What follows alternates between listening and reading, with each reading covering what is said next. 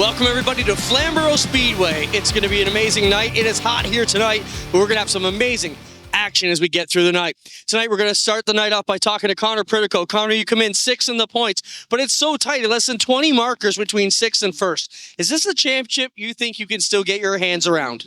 I think we got a good shot at it. We just got to be consistent here. And, we haven't had the best luck at this place, but we were really quick in first and second practice. So it gives me a lot of confidence coming into the LRR for 100 laps tonight. And I think we got a good piece. So you were the most recent winner, kind of playing possum a bit there last race. You get out there and steal away from Steckley at the end of it. What's the game plan and what is the crew talking about tonight? Going to plan to do it again tonight, but I think we got a good piece. We're just going to go out there, save my stuff, and then, 30 or 40 to go. We'll start to pick it up depending on where I'm at. But, if I got a shot to get the lead early on, I'll take it, get out front, set the pace, and just cruise from there. All right, there you hear it from the most recent winner, Connor Pritico, guys. We're going to have an amazing night here at the Speedway. We've got all kinds of action. We've got 4 classes. We'll be right back with the whole night coming up here live on Racing America.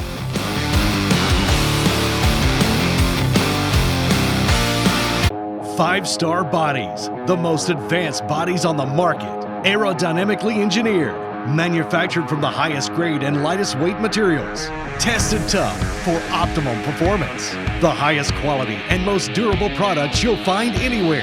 Our products help racers around the world reach victory lane. Winning never looked so good. Faster, lighter, stronger, better. 5-star.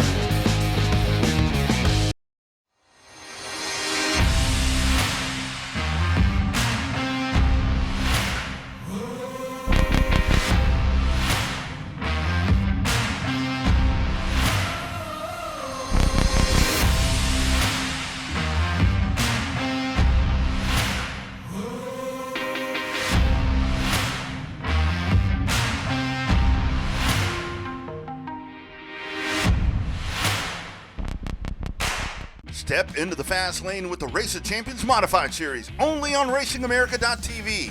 The best drivers, the wildest races, and non-stop action are here, bringing the heat to short tracks all through New York and the Northeast. From nail-biting finishes to fierce rivalries, this is modified racing at its best.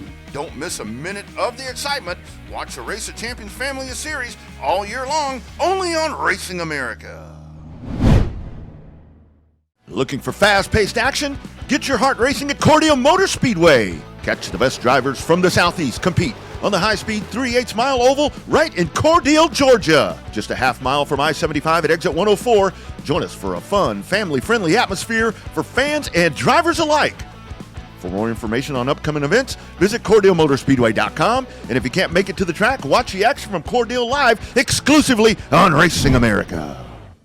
Looking to start a new career path in motorsports or searching for something new in your racing journey? Racer Jobs is your destination for providing the most current job openings from top racing teams, manufacturers, sanctioning bodies, and suppliers. Whether you're a budding race engineer, a seasoned mechanic, or a marketing ace, we consistently refresh our listings with new roles that could meet your ambitions. Looking for a great candidate as an employer? Then tap into our Racer Jobs audience and database to find that perfect candidate. Go to racerjobs.com today.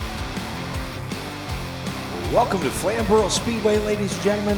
Run Recreational 100 here at Flamboro, the Hamilton area 1/3 mile. Jamie Maudsley along with Kevin Small. Clint Jeffries will be joining us from pit side earlier. Good chance to chat with Connor Pritico, who has been the hottest guy on the circuit the last 2 races. 5th place finish 2 races ago, and then came home with that big win on the last lap past the Delaware Speedway last time out. And Connor was talking about the 19, or Clinton and Connor were talking about those 19 points between 6th and 1st. There's just 22 points from 9th to 1st. Very tight this year. And how about primetime Josh Stoddy Whitaker of our season opener at Sunset Speedway? He is your point leader, a 10-point margin, as comfortable as you can get, I guess, at this point in the season as we move into the second half of the 2025 championship chase. Yeah, this is kind of the summertime program, right? Like today we got a super hot racetrack. This is when the summer month starts to heat up here at Flamboro Speedway, especially with the tour, with our regular weekly program. Guys talk about the intense heat, the summer months. A lot of changes will happen to those race cars as the temperature changes, the air temp increases and the track temp goes up with that as well. And as we say that, we're going to get ready to rock and roll here with group qualifying for the Dayco Superstocks. It was hot here in Southern Ontario. I believe we got up to about 32 degrees today, which for our American friends is just a little over 90 in freedom units. Superstocks, the Dayco Superstocks, first out onto the Speedway, and there you see the 13 machine, the London Recreational entry. Tri-County Sandblasting, Route 19 Auto Parts out of Kitchener, Ontario, Justin Cullison. And the 36 machine from Mount Hope, Ontario. That's the Overkill Enterprises Pure Energy Dance Studios entry of Hudson Nagy. Douglas Windows and Doors, Bingo Country, number 28 from London, Ryan Dyson. And making his first Superstock appearance away from Delaware Speedway in the 8, the RK Contracting entry. That's Randy Kirkendale out of Sarnia. He's a regular at Delaware Speedway. Again, making his first trek to Flamboro on tour in the 8 machine. Struggling to find some speed, though, here tonight as times start to come in. Justin Cullison, top of the board with his 16.740 as he goes a little quicker on that lap. Ryan Dyson, new fast qualifier, 16.731. Cullison takes the crown back with a 16.632. See what the Mount Hope driver Hudson Nagy can do. Can't go any quicker. Dyson goes faster on lap 3, but not fast enough to bump Cullison. Track record is 16.2, so they're about half a second off that mark set here back in 2022 by Lane Zardo. Hudson Nagy now goes to P2 with a 16.635. Dyson a 6.98. And they all go quicker on lap 5, but they stay in the same order. Cullison, your fastest qualifier so far with a 16.594. Hudson Nagy second at a 16.618. And Dyson third and Randy Kirkendale fourth. Next group of cars will be coming out in just a minute. The top 6 will be involved in the scramble here tonight. We'll invert them based on point standings with the lowest point collector starting on the pole, as long as he has 100% attendance the last 2 Dayco Superstock events. Canada Day weekend, it was Carson Nagy coming home victorious. And June 14th, for the 4th time in 5 visits to Peterborough Speedway, Carson Nagy victorious. He is your point leader in that 93. There you see him. The Overkill Enterprises HumberviewParts.ca Queenston Chevrolet number 93 out of Mount Hope, Ontario. Former Dayco champ and the all-time winningest Dayco feature competitor. The 07 machine, Radar Auto Parts, Brandy Point Services, APC, some of the sponsors on St. Thomas's Nick Ramsey's car. Ramsey, a winner Delaware Speedway on opening night, regular weekly action. And then a Flamboro favorite in the 89C. Sponsored by Stewart's Equipment Kubota, London Recreational Racing, out of Drumbo, Ontario, Sean Chenoweth. They'll be doing double duty here tonight. One more car out there, Lane Zardo. He was the fastest car in practice. A lot of smoke in the middle of the corner in that 36 machine. Watch at Apex. See if it happens again. Not that time. The best are Forest Products. Number 36, the Thrillbilly, Lane Zardo. There's that smoke we were talking about. Kevin, smoke like that, I don't know how worried they are. Maybe it's just some overflow on the oil, but it's something that doesn't, you wouldn't think it would correct itself. No, you wouldn't think it would make a big difference. Maybe it does. You can see a little puff there once again coming out of turn 2. It hasn't come out of 3 and 4, so maybe it's just the way the car's sitting on the banking potentially coming off of turn 2. But so far, he's got that machine 7th quick, as they're going to go a little bit quicker here each lap. Still not quite as quick as I thought, so maybe there is a little bit of a problem there on that 36 machine for Lane Zardo. Hadn't been beaten until last weekend here at Flamboro Speedway. And right now he's coming to complete the checkered flag, so we'll see if they go a little bit quicker. Yeah, he was P1 in practice, but 7th quick. He won't even make the invert. Carson Nagy, your number 1 qualifier, with a 16.497. Nick Ramsey, 16.576 in second. Good run for the St. Thomas driver. Sean Chenoweth will come home third with a 16.579. Cullison a 5.94 in fourth. Hudson Nagy fifth with a .618. Ryan Dyson seventh with a 6.61. And Lane Zardo and Randy Kuykendall. So that will wrap up Epic Pole qualifying for our Dayco Super Stocks. They're now leaving the Flamboro Speedway and Arena. Great shot by Abby, our drone operator. Everybody with the tents up still. Trying to stay out of that sun today. Like I said, it was just hot here today, Kevin. It is hot. And it's still hot. It's still hot. The big fireball, as we call it down here at Flamboro Speedway, hasn't set off of turn number 2 yet. There we could see.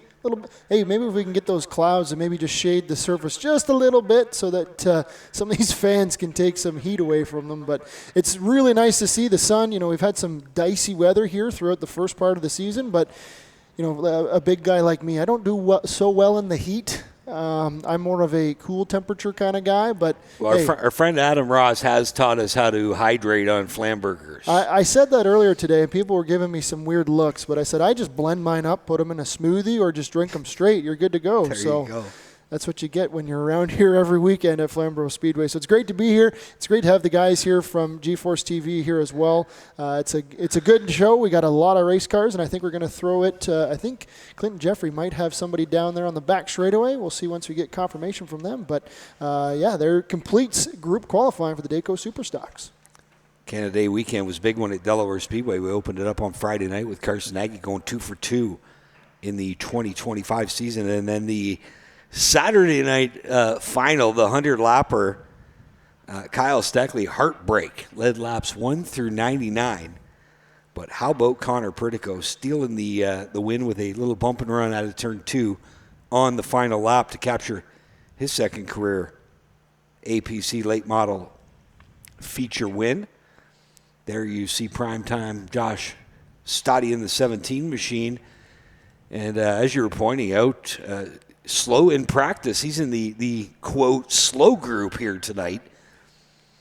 And definitely not the way or the performance that the 17 wanted so far out of that car. We'll see if the Stoddy Racing crew has that Canada Flat Roof Systems machine turned around here for feature time or for qualifying time. And it's always tough. Practice times can lie a little. We did see a couple guys put some stickers on right near the end of the session and all of a sudden pick up a couple tenths. Cole Quinton, quick in practice as well. He cut his teeth here at Flamboro Speedway. Had a good run Canada today, as did Shea Gemmel in the 3 machine, finishing up the podium with him and Kyle Steckley. Taylor Holdaway with a good run at Delaware Speedway as well. And again, the top 9 in points separated by just 22 markers, with Stoddy atop the pylon. Gemmel comes in second. Dale Shaw third. Jake Sheridan fourth. And Junior Farley rounding out the top 5. Then you have Pritico, Steckley, Chenoweth, and Joe Lawrence. So just a couple minutes away from Epic Pole qualifying for the APC United Late Model Series. London Recreational, proud sponsor here tonight, and we can't say enough good things about our friend Mike Schmidt from London Recreational. Just a huge supporter of motorsports, and I've said it once and I'll say it again, racing needs more Mike Schmidts.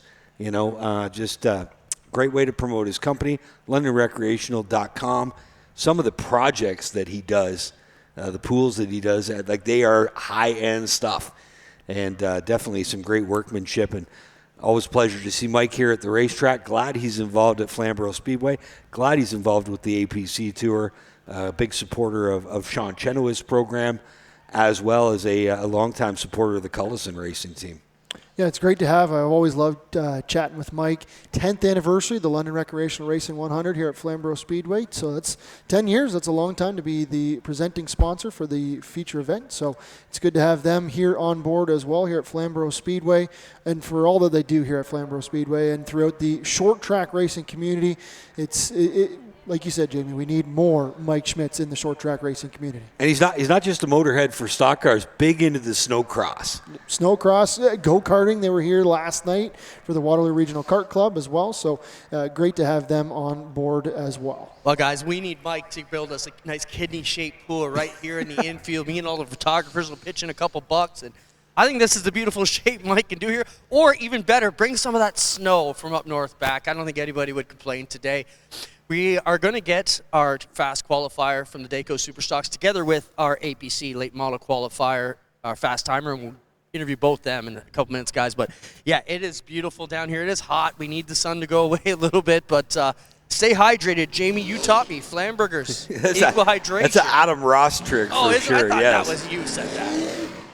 So the APC late models now taken to the Speedway for London Recreational Racing 100 qualifying. It's the Canada Flat Roof Systems Dayco Canada Clean Fuels Vinnie's Masonry machine, the 17-year point leader from Chesley, Ontario. Primetime Josh Stoddy in the 17. In the 94, the Real Landscaping Plus Langles Metal Recycling and Truck Parts, number 94 from Pickering, Ontario. It's Corey Luciano. From Innisville, Ontario, the Mobile One Connells Contracting. Really Metal Fabrication number 2, the Black Deuce of Kendra Adams. And in the 0, the GSR Racing Products, Chantrell Promotions, Oswego Speedway sponsored entry. It's the Oswego Flyer, Glenn Stiers, hailing from outside corner 2 at Oswego Speedway.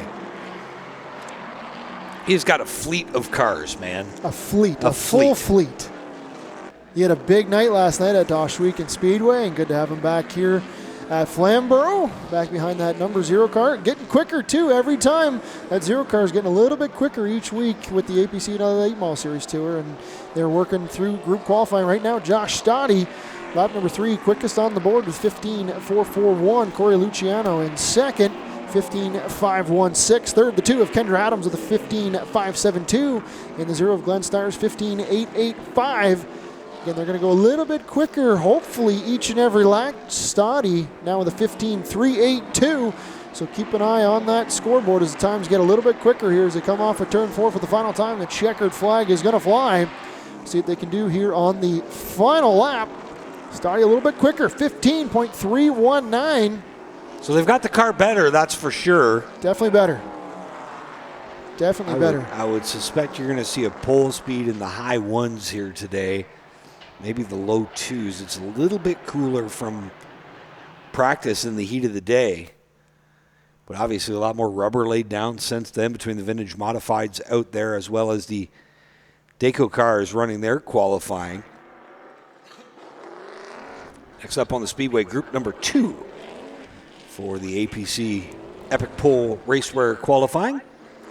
Hudco Electric Supplies, Adam Building Supplies, NAV Canada, and MRC Wireless, some of the sponsors for the 97D out of Guelph with Tyler DiVincenzo. Local favorite in the Wellington system, Shaw Motorsports entry, the 83 from Guelph, Dale Shaw. In the Bennett Construction Group, Platinum One Contracting, Streamline Racing Product number 51 from Hamilton, it's Lights Out Mike Bentley.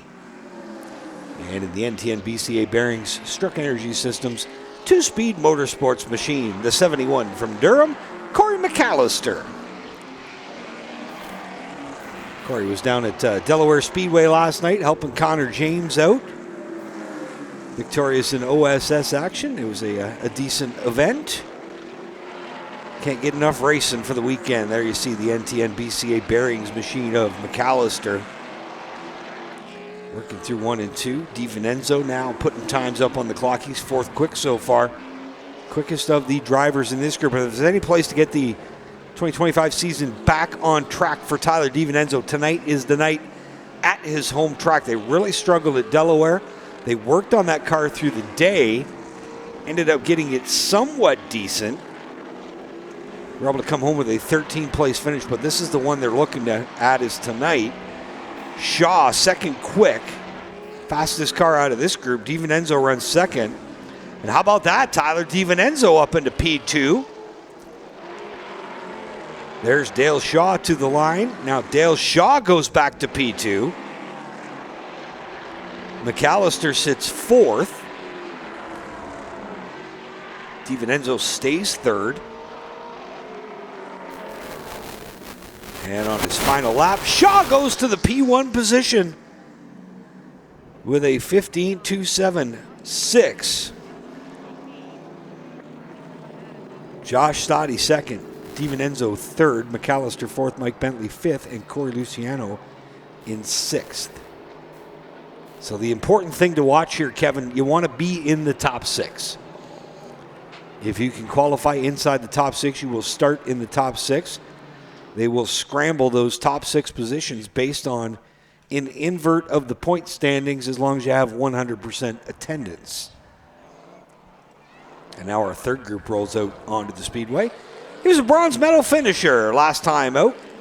The AC Delco Canada Day Classic Delaware Speedway and the APC Canusa Miami Muscle sponsored entry. Also Castrol on the TV panel. Dorchester's Shea Gemmel in the 3. In the 72, that's the Burn Workwear entry. Onyx Hose and Tube Epic Racewear. Some other sponsors for Guelph, Ontario's Junior Farley in the 72, a winner of our 2024 season opener at Sunset Speedway.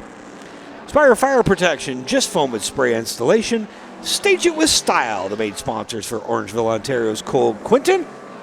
Ontario's Fastest Ginger in the 18 machine. Impressive run at Delaware Speedway in the Liuna. Gallagher Insurance sponsored entry from Windsor, Ontario. It's Ray Morneau in the 30. He was also spotting last night at Delaware Speedway. It's funny, guys have a night away from the track, and guess where they find themselves? At the track. So far, quickest qualifier of this group looks like Shea Gemmel up to P6. So he is in the invert right now, but on the bubble. Morneau across the line. 11th quick, though. Dale Shaw still your fast qualifier. Gemmel goes to P2 with a 290. He is knocking on the door. Needs about a quarter of a tenth of a second to move to P1. Shea Gemmel can't do it that lap. He is a multi-time Grisdale Triple Crown champion here at Flamboro Speedway. Cole Quinton, P1, with a 15.258. Ontario's fastest ginger to the top of the speed chart. One more lap for Quinton. Can't go any quicker there. Morneau stuck in 8th as he finishes up his laps. Quinton P1, Shaw in P2. Gemmel 3rd, Stoddy 4th, DiVincenzo 5th, and Junior Farley now on the bubble with 4 more cars left to qualify. Fastest car in qualifying. We already saw him out qualify once here in the Dayco Super Stock. He's back in the late model. Out of Drumbo, Ontario, London Recreational Racing. Wade Creed Automotive Products, VP Racing, Fuel Care, Communications, Route 19. Some of the sponsors. On the 89C, Drumbo Sean Chenoweth, multi-time Flamboro Speedway champion. There's winner last time out. He's got 2 career wins, both of them at Delaware, trying to solve the Flamboro puzzle here tonight. The Dumas Development, H&N Roofing, Southwest Property Care, Vienna Dental, number 19. Connor Pritico out of Kilworth, cousin of former champ Matt Pritico. There's the APC Pennzoil sponsored entry, also Canusa. It's the Milverton driver, 2-time champ Kyle Steckley. So sponsored by Dayco Stewart's Equipment, AW Millwrights. And in the 52 machine, it's the Pride Seeds Raptor Filters, Connell's Contracting, number 52, Jake the Snake Sheridan out of Mount Bridges. Jake Sheridan, a winner at Peterborough Speedway 2 events ago. Struggled at Delaware. They are just 13 points out of championship contention right now. Steckley, first one up on the board. He's now in P5. DiVincenzo on the bubble. Quinton, Shaw, Gemmel, Stoddy, Steckley, and DiVincenzo in the 6-driver scramble right now. Sheridan goes a little quicker on lap 2. There's Steckley wheeling it through 1 and 2. Sean Chenoweth up to P5 in the 89C. There's Sheridan, 9th quick so far. Needs to find some speed here. And he will. Steckley to P1, Sheridan to P2. As everybody taking their final laps, Shea Gemmel will hold on to that invert spot. Jake Sheridan, your number 1 qualifier. Kyle Steckley comes home P2. 3rd, Connor Pritico. 4th, Cole Quinton. 5th, Dale Shaw. 6th is Shea Gemmel. 7th, Josh Stoddy, but missing the invert. Chenoweth missed the invert as well in 8th after being the fastest car in qualifying. DiVincenzo 9th, Farley 10th, McAllister 11th. Morneau came home 12th, 13th, Mike Bentley 14th, Corey Liciano 15th, Kendra Adams, and 16th, Glenn Stiers. That wraps up qualifying here from Flamboro Speedway for the London Recreational Racing 100. Set for a little later on tonight. Kevin Small, Clint Jeffries, and myself will be back right after this break. Looking to start a new career path in motorsports or searching for something new in your racing journey? Racer Jobs is your destination for providing the most current job openings from top racing teams, manufacturers, sanctioning bodies, and suppliers. Whether you're a budding race engineer, a seasoned mechanic, or a marketing ace, we consistently refresh our listings with new roles that could meet your ambitions. Looking for a great candidate as an employer? Then tap into our Racer Jobs audience and database to find that perfect candidate. Go to racerjobs.com today.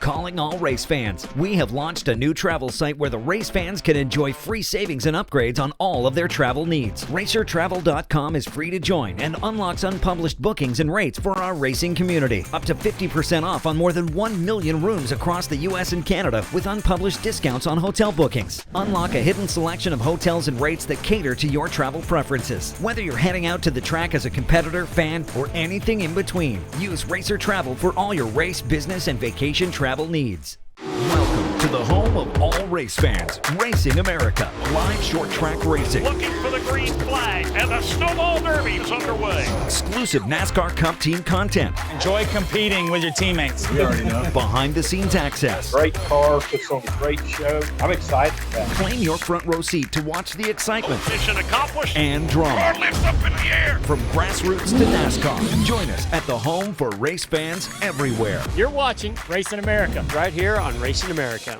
Racing America. It's in our DNA. Welcome back live here at Flamboro Speedway. We just completed epic race where qualifying, and you see Jake Sheridan picking up the Fast Time Award here from Dan Bailey from Epic Race, where once again we'll get in here and talk to Jake. Jake, last time we talked, you were frustrated at Delaware. You still got a chance at this title, 4th in the points. I know you don't want to talk about it, but when it's under 20 points, we have to talk about it. How do you feel tonight coming into the deal?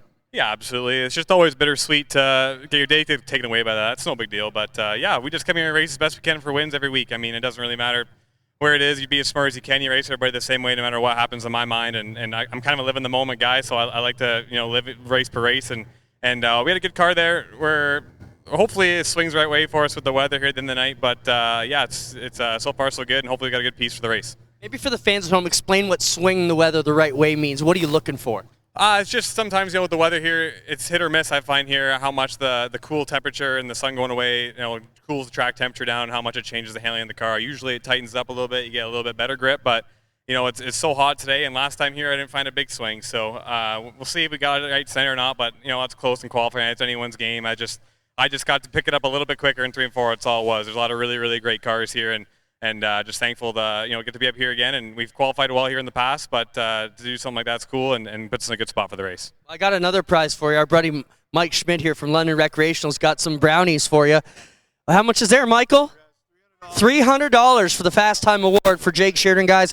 We'll send it back to you as we get ready to go in just a moment's time. How about Jake Sheridan's 7th career pole for the driver of the 52? And you know what? Let me jump in here and talk to Mike as soon as he's done, Jamie, because Mike does, as you mentioned, so many great things. We got a moment here. We'll talk about what Mike does. Maybe we can get him to put that pool I've been angling for in the infield. Him and John are buds. They might go for it. We could sell community pool service throughout the week when we're not on the track. Mike, come over here and talk to me, Mike. Mike, let's talk about what you're doing out here. London Recreational Racing, 10th time you've done a 100-lapper here at Flamboro. Why do you get involved? And I know why, but the fans at home should understand why businesses and why people like yourself contribute to these great racers and reward them for all their tough work. I guess it's just the sport itself. It's a family sport, and a lot of good people involved, and we like to have a good time, and this is a good time. Okay, I've been angling. Right there, we could put a kidney-shaped pool in the infield for days like today. You think you make that happen? Anything's possible. All right, we're on it. He didn't say no, Jamie. He didn't say no to the pool. Thank you, Mike, for everything you do, guys. Back to you in the tower. I got a name for it already, Clint. Lake Lloyd Light. How about that? What is it? Lake Lloyd Light. I love it. I'm going to pitch it to him now. And you see in the infield when Clint's down there, for those of you who don't know anything about Flamboro Speedway, kind of a neat place. This has become a race-centric place, not just the stock cars on Saturday nights, but you can see the curbing down there. And I know if we get an overhead shot there, there's a bunch of the curbing and some tires laid out. Years ago, the Waterloo Regional Kart Club used to race at Binghamton Entertainment Center or amusement park or whatever you want to call it in Kitchener. The go-kart track closed. They needed some place to race. Ergo, they put this infield course in here, and a lot of kids that were watching here tonight came up racing through this road course here, and they run here once a week. And great place for the beginners to get after it, and that's where the future of our racing comes from. Yeah, it's great for the kids to jump in, and they put on a fantastic program. I think actually last night they had a special. They were under the lights, which usually they run Saturdays before we kind of roll in for our regular nights here at Flamboro Speedway. But last night they were under the lights. I know there were some even drivers that are running big oval track cars that are going back to their roots, running a go-kart here at Flamboro Speedway. They can change the layout, so it really works on your craft, and one of those, it's a talent. Karting is really something, for me, the big heavy guys, I struggle unless it's in the wet because I'm slammed to the ground, right? If it's wet, I got some speed because I got extra traction, but for guys, it really hones their craft, and it's always good to go back. I know they worked on putting some new curbing in there as well this season, so they did a really good job, and it's been a great program to have the Waterloo Regional Kart Club here with us basically every Saturday from May till October. It's a great program, and a lot of drivers will, like you said, Jamie, cut their teeth and come from that karting background. Here's one of the big guys' secrets. If you get that place that's got the double-seater carts, usually they have a little extra horsepower because they got to carry 2 people. If you can get one person in the double-seater, you sometimes you can be okay with that. I always just say we should get some bags of concrete in there and we can level everybody out, but that's okay. We're going to be ready to rock and roll for the 50-lap Dayco Superstock race coming up next here at Flamboro Speedway.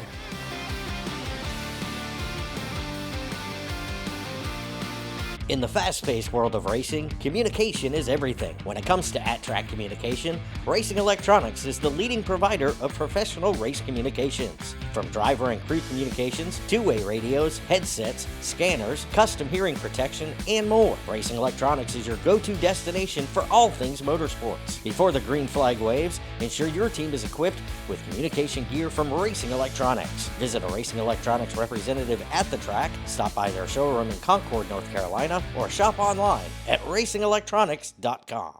The My Race Pass app is your motorsports headquarters on race night. With over 800 organizations across multiple forms of motorsports, you'll always have the information you need in the palm of your hand. Race day information with official entries, lineups, live timing and drag racing timing slips, official results, point standings, announcer audio, fantasy racing, and so much more. Don't be left in the dark on race night. Download the My Race Pass app today in Google Play and the App Store. My Race Pass, the ultimate racing resource. 5-star bodies, the most advanced bodies on the market, aerodynamically engineered, manufactured from the highest grade and lightest weight materials, tested tough for optimum performance. The highest quality and most durable products you'll find anywhere. Our products help racers around the world reach victory lane. Winning never looked so good. Faster, lighter, stronger, better. 5-star.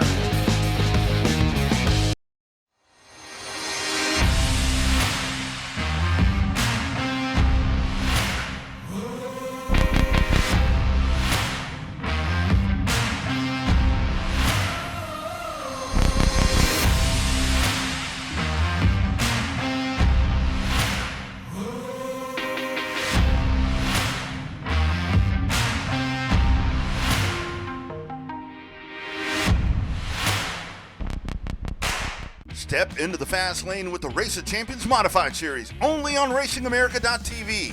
The best drivers, the wildest races, and non-stop action are here, bringing the heat to short tracks all through New York and the Northeast. From nail-biting finishes to fierce rivalries, this is modified racing at its best. Don't miss a minute of the excitement. Watch the Race of Champions family of series all year long, only on Racing America. Looking for fast-paced action? Get your heart racing at Cordeo Motor Speedway. Catch the best drivers from the Southeast compete on the high-speed 3/8 mile oval right in Cordele, Georgia. Just a half mile from I-75 at exit 104. Join us for a fun, family-friendly atmosphere for fans and drivers alike. For more information on upcoming events, visit CordeoMotorspeedway.com. And if you can't make it to the track, watch the action from Cordele live exclusively on Racing America. Evening, ladies and gentlemen. Welcome back. Flamboro Speedway, just outside of Hamilton, Ontario. We're about an hour away from Toronto. Without traffic. No traffic. Dayco Super Stocks taken to the Speedway. Event number 3 of their 5-race championship season. On the point will be the 36 at Hamilton, Ontario, or the Mount Hope Hamilton corridor. The Humberview Parts Pure Energy Dance Studio Overkill Enterprises sponsored machine of Hudson Nagy in the 36X. Alongside him, the Douglas Windows and Doors Bingo Country, Dock Stater Property Maintenance, TurboTech Appliance Repair, number 28 of Ryan Dyson out of London.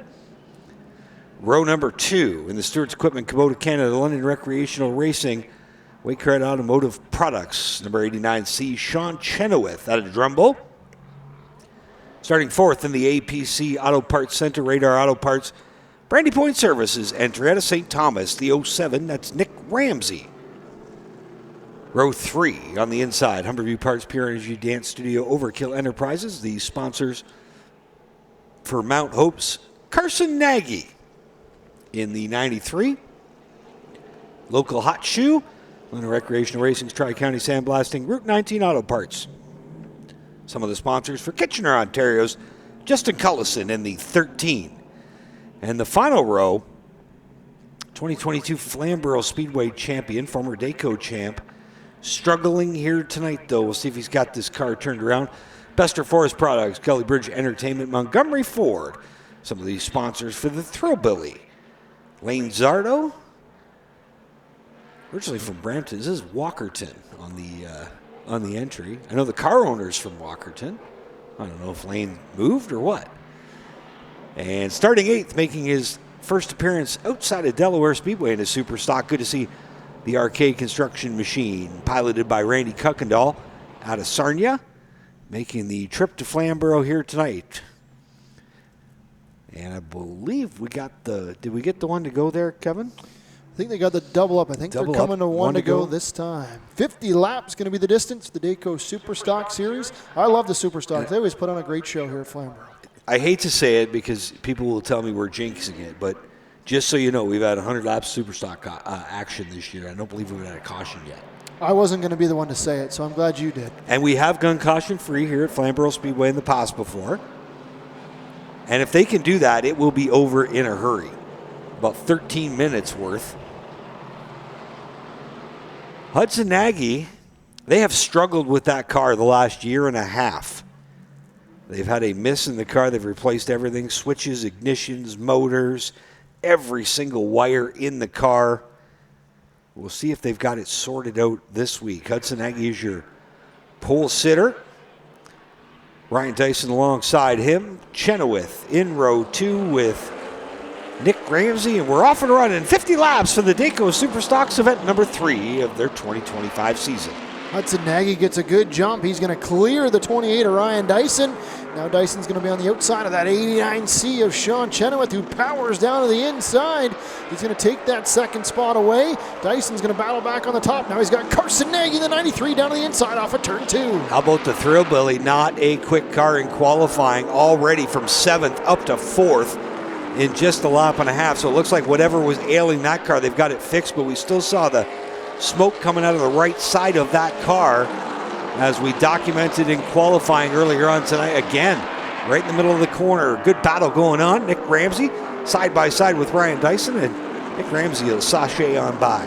Dyson, tough start. He goes from outside pole. Now he's going to slide back to the 7th position for that 28 car as he finally gets down to the bottom, right behind that 07 of Nick Ramsey. The field single file here as we try to work through the laps. 3 laps into this one.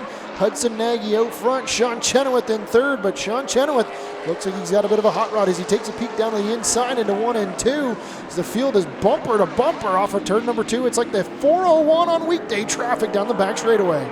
Chenoweth in the late model division, number 1 in practice here today. When I was chatting with Sean earlier tonight, they were more worried about the super stock than the late model, but it looks like they've got the super stock kind of where it needs to be right now. Hudson Nagy shows the way, but Chenoweth is chomping at the bit. Meanwhile, Hudson Nagy trying to hold off Zardo. A little contact off turn 4 between Carson Nagy and the Thrillbilly. Lane Zardo trying to muster up the inside lane on that number 93 car. Zardo in that 36 hadn't been beaten in Superstock competition here at Flamboro Speedway until last weekend when that 93 showed up and took the second twin 25-lap feature event. Now we got a battle for the race lead as Sean Chenoweth looks down to the inside. They're 2 by 2 for 2 rows deep off of turn 2. Hudson Nagy tried to close the door, but Chenoweth had his foot firmly planted in it. Said, no, sir, I'm going to take the bottom lane off turn 4. They rumble now. He runs Hudson Nagy up high. They're okay. And side by side, door handle to door handle through 1 and 2. Chenoweth is actually going to take that race lead. He's all but clear that 36 of Hudson Nagy. Now battle for the 36s. Hudson Nagy on top, Lane Zardo on the bottom as they work underneath the stripe.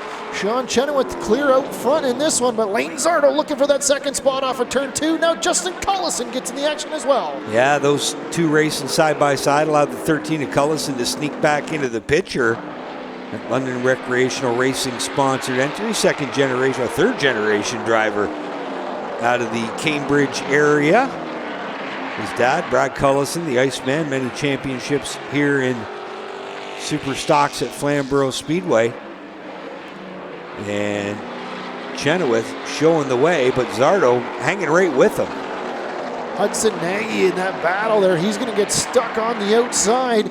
Carson Nagy in the 93 goes around the inside. Now the 07 of Nick Ramsey looking at the inside as well. They are still duking it out side by side, but Nagy, he's going to go from the top spot almost back to the 6th position here as they work into 1 and 2 again, leaning on each other off of turn 2, swapping some paint. The 07 on the bottom, the 36 of Hudson Nagy on the top.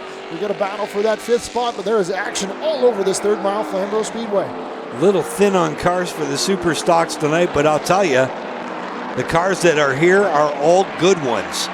Some great racing throughout the top 5. There you see 5th place, Nick Ramsey. Hudson Nagy's finally got back into line and working Ramsey over off turn 4. There's the battle out front. Chenoweth in the 89C and the 36 to Thrillbilly Lane Zardo. Trying to figure out a way to get that Bester Forest product machine to the front. Chenoweth, a former Flamboro Speedway late model champion. Lane Zardo's been running here on a weekly basis here in 2025. Yeah, like I said, Zardo hadn't been beaten in competition for the Super Stocks until last weekend. He's got that thing, whatever was ailing them in qualifying seems to have that self figured out as he was all over the back bumper of the 89C of Sean Chenoweth. Leaders are going to work around the 8 machine of Randy Kuykendall as he stays down at the bottom, stays way out of the way for the race leaders, lets them carry on their battle. But that battle for the race lead, the hottest one on the speedway, is Zardo's got a full front bumper planted up underneath that 89C of Sean Chenoweth. Problems on the 8 of Kuykendall as he pulls down into the go-kart track in the infield, and looks like his night could be done in the 8 machine. Meanwhile, out front, Chenoweth, he's got his hands full. Lane Zardo, after starting 7th, quickly blitzed to the front and is filling the mirror in that Chenoweth machine, and Chenoweth machine really starting to get loose. It'll be interesting to see how that 89C can hold up here in the final handful, well, 20 some odd laps, 30 some odd laps here is a typical feature of Flamboro, is either 30 laps, 25 laps. So we'll see how these drivers do in a little bit longer distance. But right now, that battle is raging on into 3 and 4. Zardo's got the lane on the inside opened up. Lane Zardo, Sean Chenoweth battling underneath the stripe as they head back into 1. It all started a lap ago, and that Chenoweth car snapped loose in the middle of 1 and 2. We'll see, there it goes again. He's having a tough time. It's almost got too much turn in it. He just wants to snap the back end loose, and that allowed Zardo, who's been working on this pass for a couple laps, to finally mosey on by Chenoweth. Chenoweth slammed the door on the 13 of Justin Collison, getting into turn 1 that time by, able to take that bottom lane away. Well, usually Flamboro Speedway, a one-groove racetrack, so the 89C of Sean Chenoweth slammed the door, got back in line, took his licks, but he's holding on to that second spot. But Zardo hasn't pulled away a whole lot, and Justin Collison is right in there. The 93 at Carson Nagy going to sneak into that battle as well. 4-car battle for the front of the field. Great run for the 13 of Collison. I don't believe we've ever seen him on a podium in a Dayco Superstock race. So holding down the bronze medal position right now, but he has got one tough hombre coming for him. There he is, 2-time series champ Carson Nagy in the 93 machine. Also has a couple regular season wins at Delaware this year. It's been a pretty successful campaign for CNAGs. And how about that? Chenoweth rooted up off the bottom by Collison. Collison is going to try to complete the pass down here in 3 and 4. Collison opened up that bottom lane. He's going to take that second spot away. Now Chenoweth is going to try to slam the door, but no dice. Carson Nagy throws that car down to the inside in 1 and 2. A little bit of contact off of turn number 2, but Carson Nagy takes that third spot away. Move the 89C of Sean Chenoweth back to 4th. Lane Zardo all by himself up front. Justin Collison now runs in 2nd. Carson Nagy 3rd. 4th, Sean Chenoweth 5th. Is the 07 of Nick Ramsey. That 89C is an absolute handful for Sean Chenoweth. He was right sideways off of turn 2, that time off of 2. And if he's got to work this super stock this hard, he is going to be beat by the end of the late model feature later on tonight. Again, Chenoweth doing double duty. He told me earlier today that he prepared for today by going to the gym. Said he looked in the windows. Chenoweth in the 89C, holding down 4th spot right now. Nick Ramsey's come calling, that 07 coming to life. Chenoweth holding that 4th spot. Ramsey in that 07. He's going to maybe take a peek that time again. The 89C is just snapping loose off of turn 2. Doesn't seem too bad off of turn 3 and 4. But now you can see the 07's going to slide underneath. The 89C of Sean Chenoweth fighting a little bit of ill handling with a big donut mark to the inside. Oh, around goes the 07 of Nick Ramsey. Caution flag is going to fly. 89C of Sean Chenoweth and Ramsey. Looks like they maybe made a little bit of contact in the middle of 1 and 2. That's going to bring out the first caution flag. And Jamie, I'm not going to say it, but I think you jinxed it. First caution flag of 2025 for the Dayco Superstocks. I mean, honestly, you figured it was coming at some point this year. At some point, you had to have a yellow. The way these Superstock races, I'm surprised you guys haven't had one yet this season. These guys have been getting after, especially you go to a tough bull ring like Peterborough. And this is not the caution I think that the Thrillbilly wanted to see. He had things pretty much his way out front. Lane Zardo, who now has some experience as a color man. Back in June, he filled in my shoes and joined you and Adam. Yeah, for the first race here at Flamboro Speedway, the APC series this year. Yeah, he came and joined us for the Grisel Racing Products 150. He did a great job. It was good to have him on board with us, and he did a fantastic job. We can see a look on our replay here. 89C of Chenoweth just got into the inside of Nick Ramsey, and yep, around goes that 07 off of turn number 2. It started about halfway down the straightaway. I think Chenoweth tried to make an early entrance to the corner and pinched the 07, and the 07 was having none of it. And then when they got down there, he just dumped him. Just dumped him. So now we can see the choose cone out. We'll see who's going to be brave enough to take the outside. It looks like that 93 machine. Carson Nagy's going to jump up to the outside front row. Collison in the 13. He's going to stay to the inside of row number 2. Hudson Nagy's going to jump up to the 4th spot. 5th, the 28 of Ryan Dyson.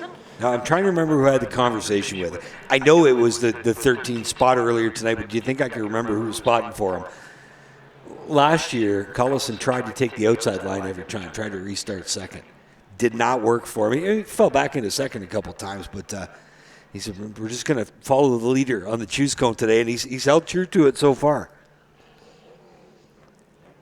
White flag's going to come out, but yeah, Collison's going to. I was interested to see. I know him and Zardo had a big battle there last weekend here at Flamboro Speedway. So Collison says, you know what? I'm going to line up on the inside row right behind my buddy, the 36 of Lane Zardo. We'll give the outside to the Nagys. Carson Nagy, he's not scared. He'll spin to the outside, and that's where he'll restart from. We have seen these two do a ton of battling over the last couple years in Dayco Superstock action. It is always entertaining.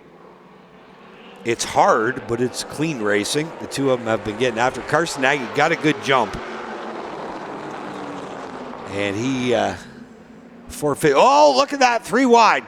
Hudson Nagy tried to make it a move. And there could be a problem on that 93. Your point leader, big trouble. Big trouble for Hudson Nagy in the 93. And you wonder if that contact, maybe he's got a left side tire going flat. I'm not sure if it was contact, but that restart, there was action all over the speedway. That's going to take the 36 of Nagy up to the 2nd spot. Now Collison trying to battle back on the outside, but Hudson Nagy, he's going to go from 4th to 2nd. Now Nick Ramsey in the 07 going to look to the inside. Justin Collison in the 13, the worst outcome that he could imagine for starting in the 3rd spot. All that after starting on the inside. That's a bummer for the 13 of Collison. You saw the 07 make a little bit of contact on the way by. He's now got to figure out a way to solve the 36 of Hudson Nagy. Meanwhile, your point leader and winner of both races this year, Hudson Nagy, he is 7th and trying to regroup. I'm not sure. Maybe there was something from race control that said the 93, because that restart was maybe a little iffy. I'm not sure if something was said to that 93 car. Because I wouldn't be surprised if they told him to give it back going into turn 1. He gave a lot more than that back, though. That was the problem. Yeah, because it seems to be running here right now as he's got the 28 of Ryan Dyson in his front view mirror. So I'm not sure if something was said, but they're going to sort it out here as we've got the 34 laps, this time 15 laps to go, so 35 in the books. Lane Zardo cleared by about 3 car lengths. That battle for 3rd continues to rage on as Hudson Nagy has a full rear view mirror of the 07 and Nick Ramsey into 3 and 4. Orange and white car is the theme of these super stocks here in 2025. Hudson Nagy showing the way. Here comes Nick Ramsey in the 07. That's the race for 2nd. Collison right there as well. Ramsey cooked the corner just a bit, open up the bottom door for the 13, and Collison will try to squeeze his way through it side by side for 3rd. Ramsey up top, Collison on the bottom. Collison saw that door open up off of turn number 2, and he said, yes, sir, I'm going to drive to the bottom. Collison to the inside, Ramsey on the top, back into 3 and 4. Collison's going to edge out in front. Now Sean Chenoweth's going to get in there as well with the 07 and Nick Ramsey. They make contact once again. Chenoweth going to throw it into 1 and 2. He is the back bumper of the 07, all jacked up off of turn 2. Holy smoke, Sean Chenoweth tried to find a lane, but Nick Ramsey said no dice and shut the door. Well, Nick Ramsey was having a heck of a time getting off turn 2 with his rear wheels lifted up in the air. Chenoweth still on the attack. That's for 4th place now. And he knows he's got to go because here comes Hudson Nagy. He's got by Dyson. Now working Chenoweth over in that 89C. Chenoweth trying to figure out a way by the 07 to Ramsey. 10 to go at the stripe for your leader. The Thrillbilly down into 1. But everybody watching these orange and white cars absolutely go at it off turn 2. Ramsey, Chenoweth, Nagy all racing for 4th spot. Ramsey holds that 4th spot, but Sean Chenoweth in the 89 is right there as well. Carson Nagy, your points leader, right back in that mix there as well. Orange and white cars all over the speedway. The battle for second heats up too as Justin Collison. He's pulled back up to the back bumper of Hudson Nagy. Now Collison going to see if he can maybe make a move. You can see a quick look at the replay. They're up off of turn number 4. Sean Chenoweth and Nick Ramsey have been going at it so far in this 50-lap main event. 8 laps to go. It's down to the nitty-gritty here. Justin Collison says it's time to go as he's got the front bumper up underneath that 36 of Hudson Nagy. That wasn't a bump. That was a slam. He got Hudson Nagy all bent out of shape. Now he's just going to bulldoze his way down there on the bottom. He piled it in deep. Bounced off the 36. Nagy able to close the door. Oh, there he goes. Nagy sideways again. Both him and Collison beating and banging. Now Nagy's going to close the door once more. 6 laps to go. This is getting physical and could turn into a wet, hot mess in the last 5 laps. Nagy runs second. Collison beating and banging, trying to figure out a way by the 36. They are not done yet. Collison all over the back bumper of that 36 machine. Lane Zardo the beneficiary as he's opened up about a half straightaway lead, but that battle for second continues to rage on. That's going to allow the 4th place runner Nick Ramsey to get in this mix as well. We're going to have a full field battle for 2 spots here momentarily, with Hudson Nagy holding on to second, Justin Collison in 3rd, Nick Ramsey 4th. Carson Nagy now runs in the 5th spot. Nagy got up to 5th. He's kind of at least stopped the bleeding while he was running 7th. But I think if they finish the way they finish right now, you could see Lane Zardo leaving here as the new point leader. The Thrillbilly showing the way out front, but everybody watching that battle for second. Hudson Nagy's got it. Justin Collison wants it. It's been physical between the two so far. 2 laps to go. Down into 1 and 2. They'll work. Nagy slides sideways a bit. Here comes Collison trying to get a run into 13. He's got a good shot at him into 3 and 4. Collison on the bottom. Hudson Nagy on the top. Side by side off of turn number 4. The white flag is in the air. Lane Zardo out front, but all eyes on that battle for second. Justin Collison on the inside. They're door slamming each other down the back straightaway for the final time. They are beating and banging. Door handle to door handle now. Collison scoots Nagy up the speedway. Here comes Nick Ramsey to try to steal the podium spot. And it looks like it's good. The pass sticks. Nick Ramsey claims the bronze medal on the last lap as Hudson Nagy goes from 2nd to 4th in the last mile of this one. Did anybody even see that Lane Zardo got the checkered flag? Everybody was watching that battle for 2nd and 3rd, but Lane Zardo picks up the win. Justin Collison comes home 2nd. Nick Ramsey 3rd. Hudson Nagy slides back to 4th, and Carson Nagy ends up in the top 5. But holy smokes, with a field of cars with a short field, that was quite a race for the Dayco Superstocks. Well, we knew we had 7 real fast ones here tonight, and they were competitive. And how about that? What a turn of events. Fastest car in practice here earlier today. 7th quick in qualifying, but he turned it around come feature time. We'll throw it down to Clint Jeffries in victory lane with our winner, Lane Zardo. Thanks, Jamie. Lane, always a good interview. We'll see what he's got to say. I can't wait to talk to Collison, too, after that spirited battle. He's got the wheel off, everybody. He'll grab a nice cold drink of water and make his way up to the roof. We're most certain of that. And he will tell Jack to back up so we can get all his accoutrements out of the car. He's bringing the checkered flag, the steering wheel, the Hans device, and the winner. How about it, everybody? Lane Zardo.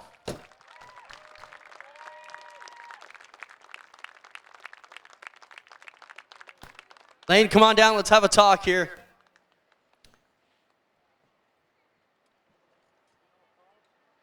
We'll let him get the Hans device off. He'll bring his checkered flag around front, gets the Dave Franks feature winner sticker. Stand in front of your beautiful machine here, Lane. Woo! Lane, let's talk about the drive. You know, what a day. You know, fastest in practice, then you lay an egg in qualifying and come back and dominate this one. Talk about your 50 laps and the day that led up to it. Yeah, we're always really fast here. This car just really likes Flamboro. You can really attack the corners, and the weight doesn't bother it too much normally for about 35 laps. And luckily, we were able to kind of get up to the front, put a hard charger move on Chenoweth there for the lead, and wound up finding ourselves here at the lead pack of the Dayco series. So led the most laps, good points day for us, and she was hot in there, man. She was hot in there, and I guess we had a flat tire going around in qualifying, but just can't thank this Bester Force Products Montgomery Ford team enough for doing everything they can for me. Some guys back at the shop, Andy Schmidt, Raptor Filters, 2-Speed Motorsports. Lots of support on this car. Thank you guys, G-Force, and thank you APC Tour, and thank you Flamboro Speedway. One quick question, Lane. How is points? Is that something you're worried about? Because you had a great points day. You came in 5 markers behind. Carson finished back there in 4th. He got rooted on the last lap or so, so you're probably going to be the leader coming out of here. Yeah, I guess I owe my buddy Justin Collison a good beer for that one. Points are kind of always on the back of your mind when you're this close on it, and it's only 5 races. So let's just try to win Sauble and take care of our equipment at Delaware and see what happens from there. Good job, Lane. Lane Zardo, your feature winner here, everybody. Get over here, talk to Justin Collison. Justin, another one of the LRR drivers here. Justin, this car kind of went up and down, and at the end, you kind of had to be elbows up there at the end. Talk about those last 10 laps for us. Well, that was just some elbows up, brew hot race, and that was a good battle between me and Hudson. And it looks like Ramsey stuck through there at the end too, following me through. But I don't know. I wish that restart I kind of was able. I think we had something for Lane on a 10-lap green flag run, but that was racing. You had to fight your way back up there, but. Anytime was a good day to talk to you guys, so it was still a solid day. It's all right. As long as we're talking out here, not in turn 4. Nick Ramsey, car's a bit hot there. We'll step away from that. You kind of snuck through that last hole that opened up by Justin there at the end. Talk about your few laps for us there near the end. Well, just after halfway, I can tell you, I'm sure glad to be standing here talking to you. But I got to apologize to Hudson. I don't like racing like that. I was a little hot. Nothing to him. Got to apologize. He definitely deserved to be standing here just like every one of us. We appreciate the classy interview. Nick Ramsey will be 3rd, Justin Collison 2nd, and Lane Zardo picks up the Dayco Superstock event here at Flamboro. We'll be right back live here from the Speedway on Racing America. Looking to start a new career path in motorsports or searching for something new in your racing journey? Racer Jobs is your destination for providing the most current job openings from top racing teams, manufacturers, sanctioning bodies, and suppliers. Whether you're a budding race engineer, a seasoned mechanic, or a marketing ace, we consistently refresh our listings with new roles that could meet your ambitions. Looking for a great candidate as an employer? Then tap into our Racer Jobs audience and database to find that perfect candidate. Go to racerjobs.com today.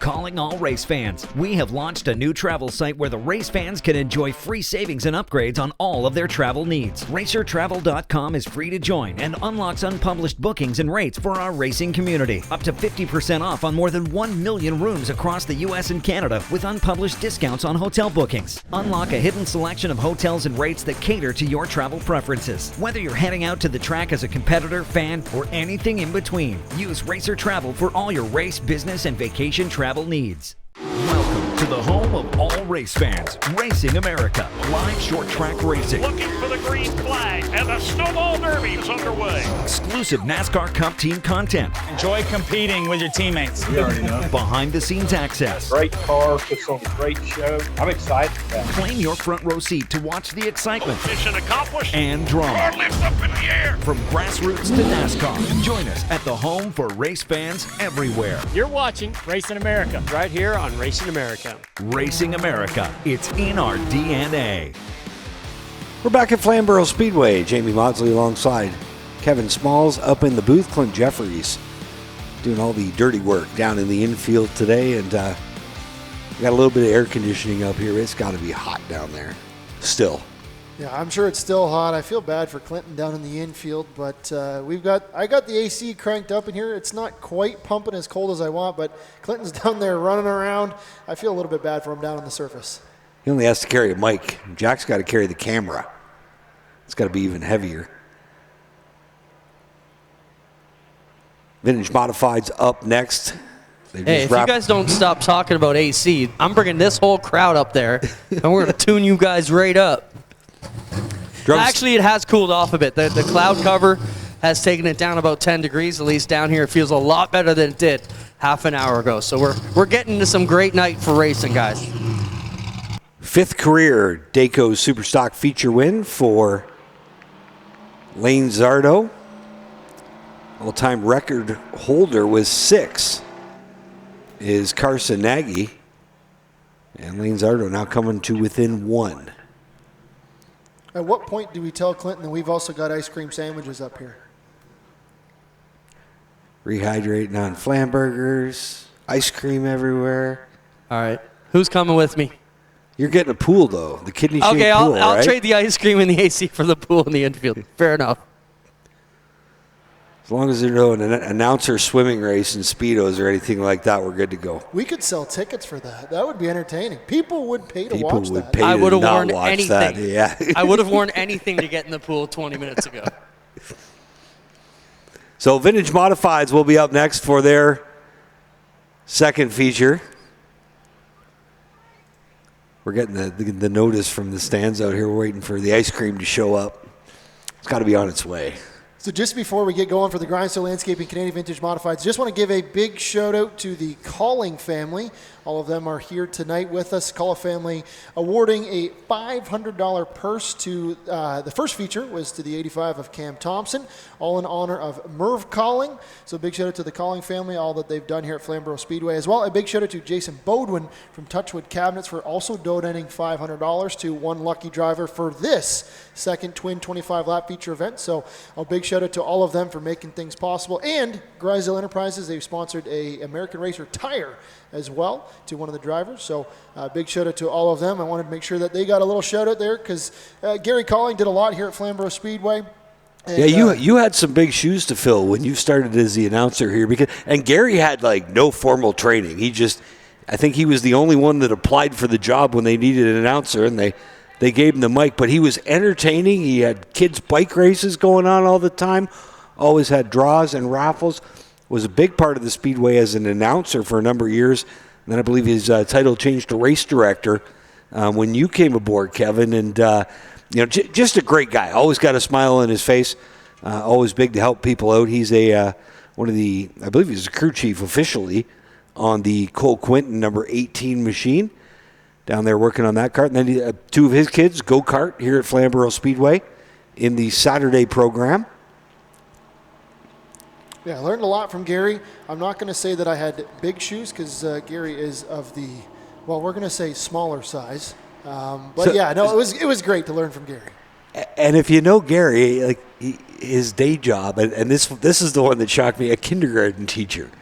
When I first heard that, I went, "You got to be kidding me!" But I could see it. I could see it, but I also said, okay, I guess they just let anybody teach kindergarten if you're the teacher. So, no, it was great to have him. He likes finger painting. Just don't eat the crayons, Gary. He's eating glue in the back of the classroom. So, no, it was great to have him. We're sad to see him move on, but he's doing good. They got that 18 machine at Cole Quinton. They got that thing tuned up. And I hope they have a good run here tonight. They had a good run going in the Grisdale Racing Products 150 a little bit earlier on this season. And hopefully they can have a good run tonight in the London Recreational Racing 100. A good run at Delaware Speedway going until some late race shenanigans with him in the 3 machine. Yeah, they definitely turned that program around. But as we say that, we've got cars rolling onto the Speedway for the Grindstone Landscaping Canadian Vintage Modified Series, the second Twin 25-lap feature event tonight, sponsored by Grindstone Landscaping. Here's how they're going to line up on the pole out of Oakville in the JR Cars. Number 1, it's Ian McIntyre. Rolling off in second out of Arthur in the Cambridge Car Star STM Racing, the 14 machine, it's Scott Tonelli. Rolling off in the third position out of Burlington in the Grisdale Racing Products. Number 5, it's Mike Pod. Rolling off in the 4th spot out of Hamilton in the McGar Industries Trade Source Inc. Number 38 car, it's Doug Hood. Starting in the 5th position at a Millgrove in that Ream Canada Emco Corporation Oakville Trailers and Racing Stuff number 98, it's Ty Riepel. Starting in the 6th position at a Kitchener in the Hamilton Moose Lodge, Sherwin-Williams Plates number 51 machine, it's Maddox Pepin. Rolling off in 7th at a Kitchener in the Oakville Trailers Fowler Tire Gel Construction and Property Maintenance number 8 machine, it's Ricky Williger. Starting in the 8th position, finished 3rd spot a little bit earlier on today at Niagara Falls in the Peps Pro Painting Hamilton Moose Lodge at number 43 machine, it's Jay Pepin. Rolling off 9th out of Brantford in the Swears Custom Painting, Riverside Heating and Air, Sabero's Engineering number 15 machine, it's T.J. Marshall. Starting 10th, your Feature 1 winner out of Dundas in the Driving with Haley, Blue Street Contracting, Flamboro Doors number 24 machine, it's Rodney Rutherford. Starting 11th out of Brantford in the Driving with Haley, LLB Racing B Squared Decals number 85 machine, it's Cam Thompson. Starting 12th out of St. George in the Georgetown Printing number 29 car, it's Ian Henwood. Rolling off 13th. It is West Lorne in the St. Mary's Home Building Center at Langford Lumber number 94. It's Dave Evison Sr. Rolling 14th, head of Cambridge in the GSR, DJD Graphics number 42. It's Steve Murdochs.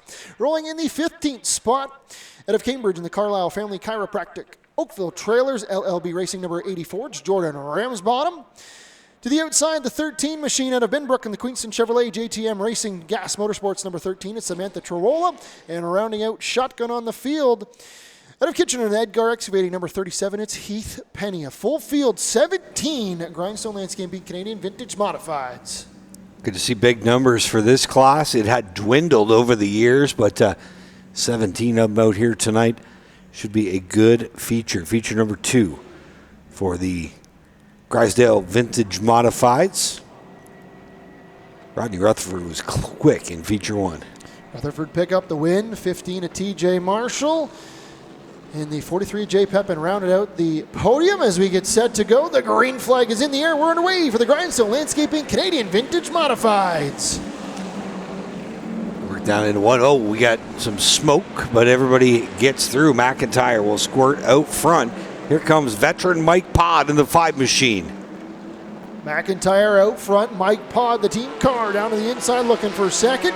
He's going to take that spot away from the 14 of Scott Tonelli. They're 2 by 2 for a couple rows deep. Open wheel race cars. They are banging bumpers coming off of turn 2 down the back straightaway into 3 and 4. Pod getting busy working McIntyre over right now through 3 and 4. Off 4 they come. Here comes Pod in that 5 machine.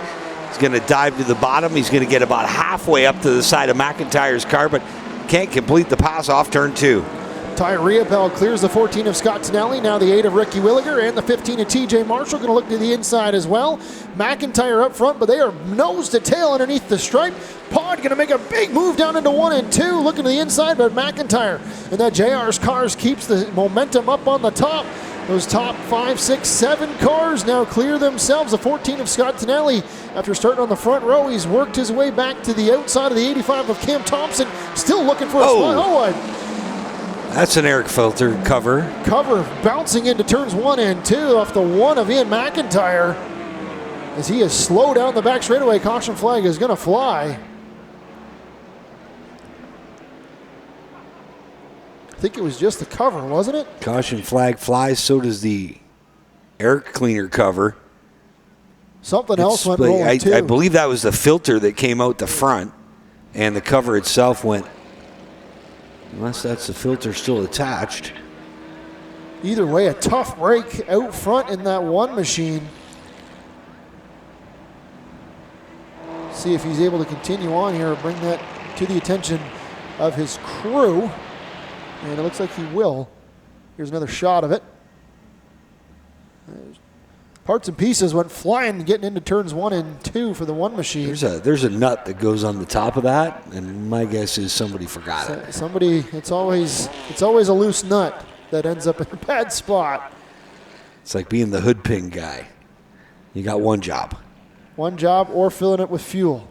I've been on a crew where crew have forgotten to fill the car full of fuel, and you run out with 5 to go. That's a tough break. It happens. I'll tell you who got busy on that first start. TJ Marshall and Rodney Rutherford. Obviously, quick cars, finished 1st and 2nd in the first feature tonight. Those guys were really able to bypass a lot of competitors early on. And they now run 4th and 5th, so wasting no time getting to the front. Yeah, those two definitely quick. If you're not familiar with the vintage modifieds, you run not on a quite weekly basis here at Flamboro Speedway, but quite often Flamboro Speedway is the home for the Grindstone Landscaping Canadian Vintage Modifieds. We've had them out 4 or 5 times now this season. They've been a great class, and you can see they got really good numbers as well. We got 17 of them here for tonight. That 8 machine of Ricky Williger, the 15 of TJ Marshall, the 24 of Rodney Rutherford.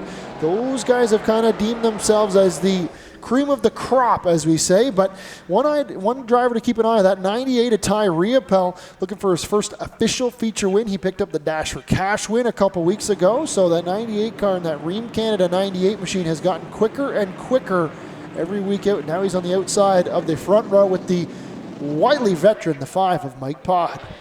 And these cars, obviously, each one individually manufactured.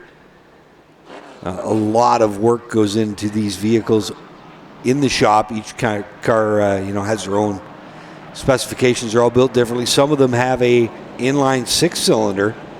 A few years ago, the club added a crate option, which definitely reduced the cost of the motor programs because they were spending a lot of money pumping big horsepower out of built inline 6-cylinders.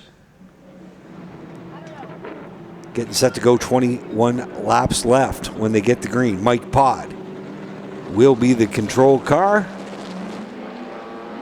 Riopel alongside him. We're off and running, and here comes Pod. He'll bury it into one as a leader. Pod clears that 98 at Ty Riopel. Riopel's not going to go to battle for the second spot with the 8 machine of Ricky Williger. Behind him, the 15 of TJ Marshall throws it into 3 and 4. He's going to take that spot away from the 24 of Rodney Rutherford. Now Marshall's going to look for third. Back into 1 and 2. Riopel going to try to get down to the bottom off of turn 2. He closed the door without even signaling. TJ Marshall now up into third and taking off after Ricky Williger, who runs second. They're all chasing Mike Pod in the 5 machine. Down into 1. That beautiful Grisdale Enterprises. Number 5, Mike Pod. He's showing the way. Boss car here so far tonight. Pod out front, but Ricky Williger is banging on that back bumper of the number 5 car. Williger, no stranger to victory lane here at Flamboro Speedway. He gets that car pointed in the right direction, back into 1 and 2.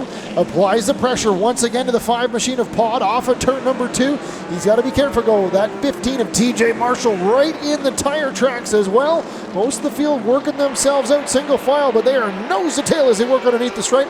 Lap 8 goes up on the board. That Marshall chomping at the bit to try to take down that front duo, Mike Pod and Williger. In the 5 and the 8, they run nose to tail. The top 3 have got a little bit of a gap back to Riopel. Not much, though. He's about a car length behind the rear bumper of TJ Marshall. Great shot by our drone operator, Abby, down the backstretch. And the tough part for Abby here at Flamboro is avoiding those wires that run across the track. He has clipped them before. I don't know how he does it. I can hardly fly the drone in a straight line when I'm trying to film tractors, let alone trying to film race cars as they come up off of turn number 2. Down the back straightaway once again, Mike Pod still out front. Ricky Williger in second. TJ Marshall third. Ty Riopel fourth.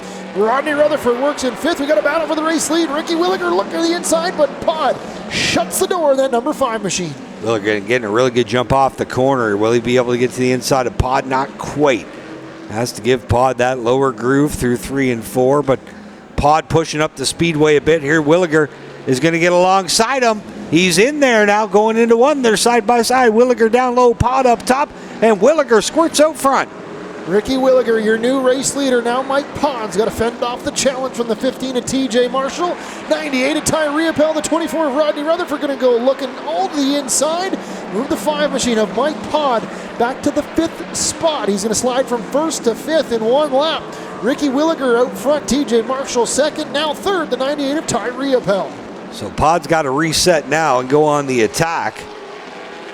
But it was an absolute land rush to the left side of Mike Pod. They all filed on by once the 8 of Williger got him rooted off the bottom. And I figured you'd see TJ Marshall challenge Williger, but so far the 8 machine has set sail since he took the lead.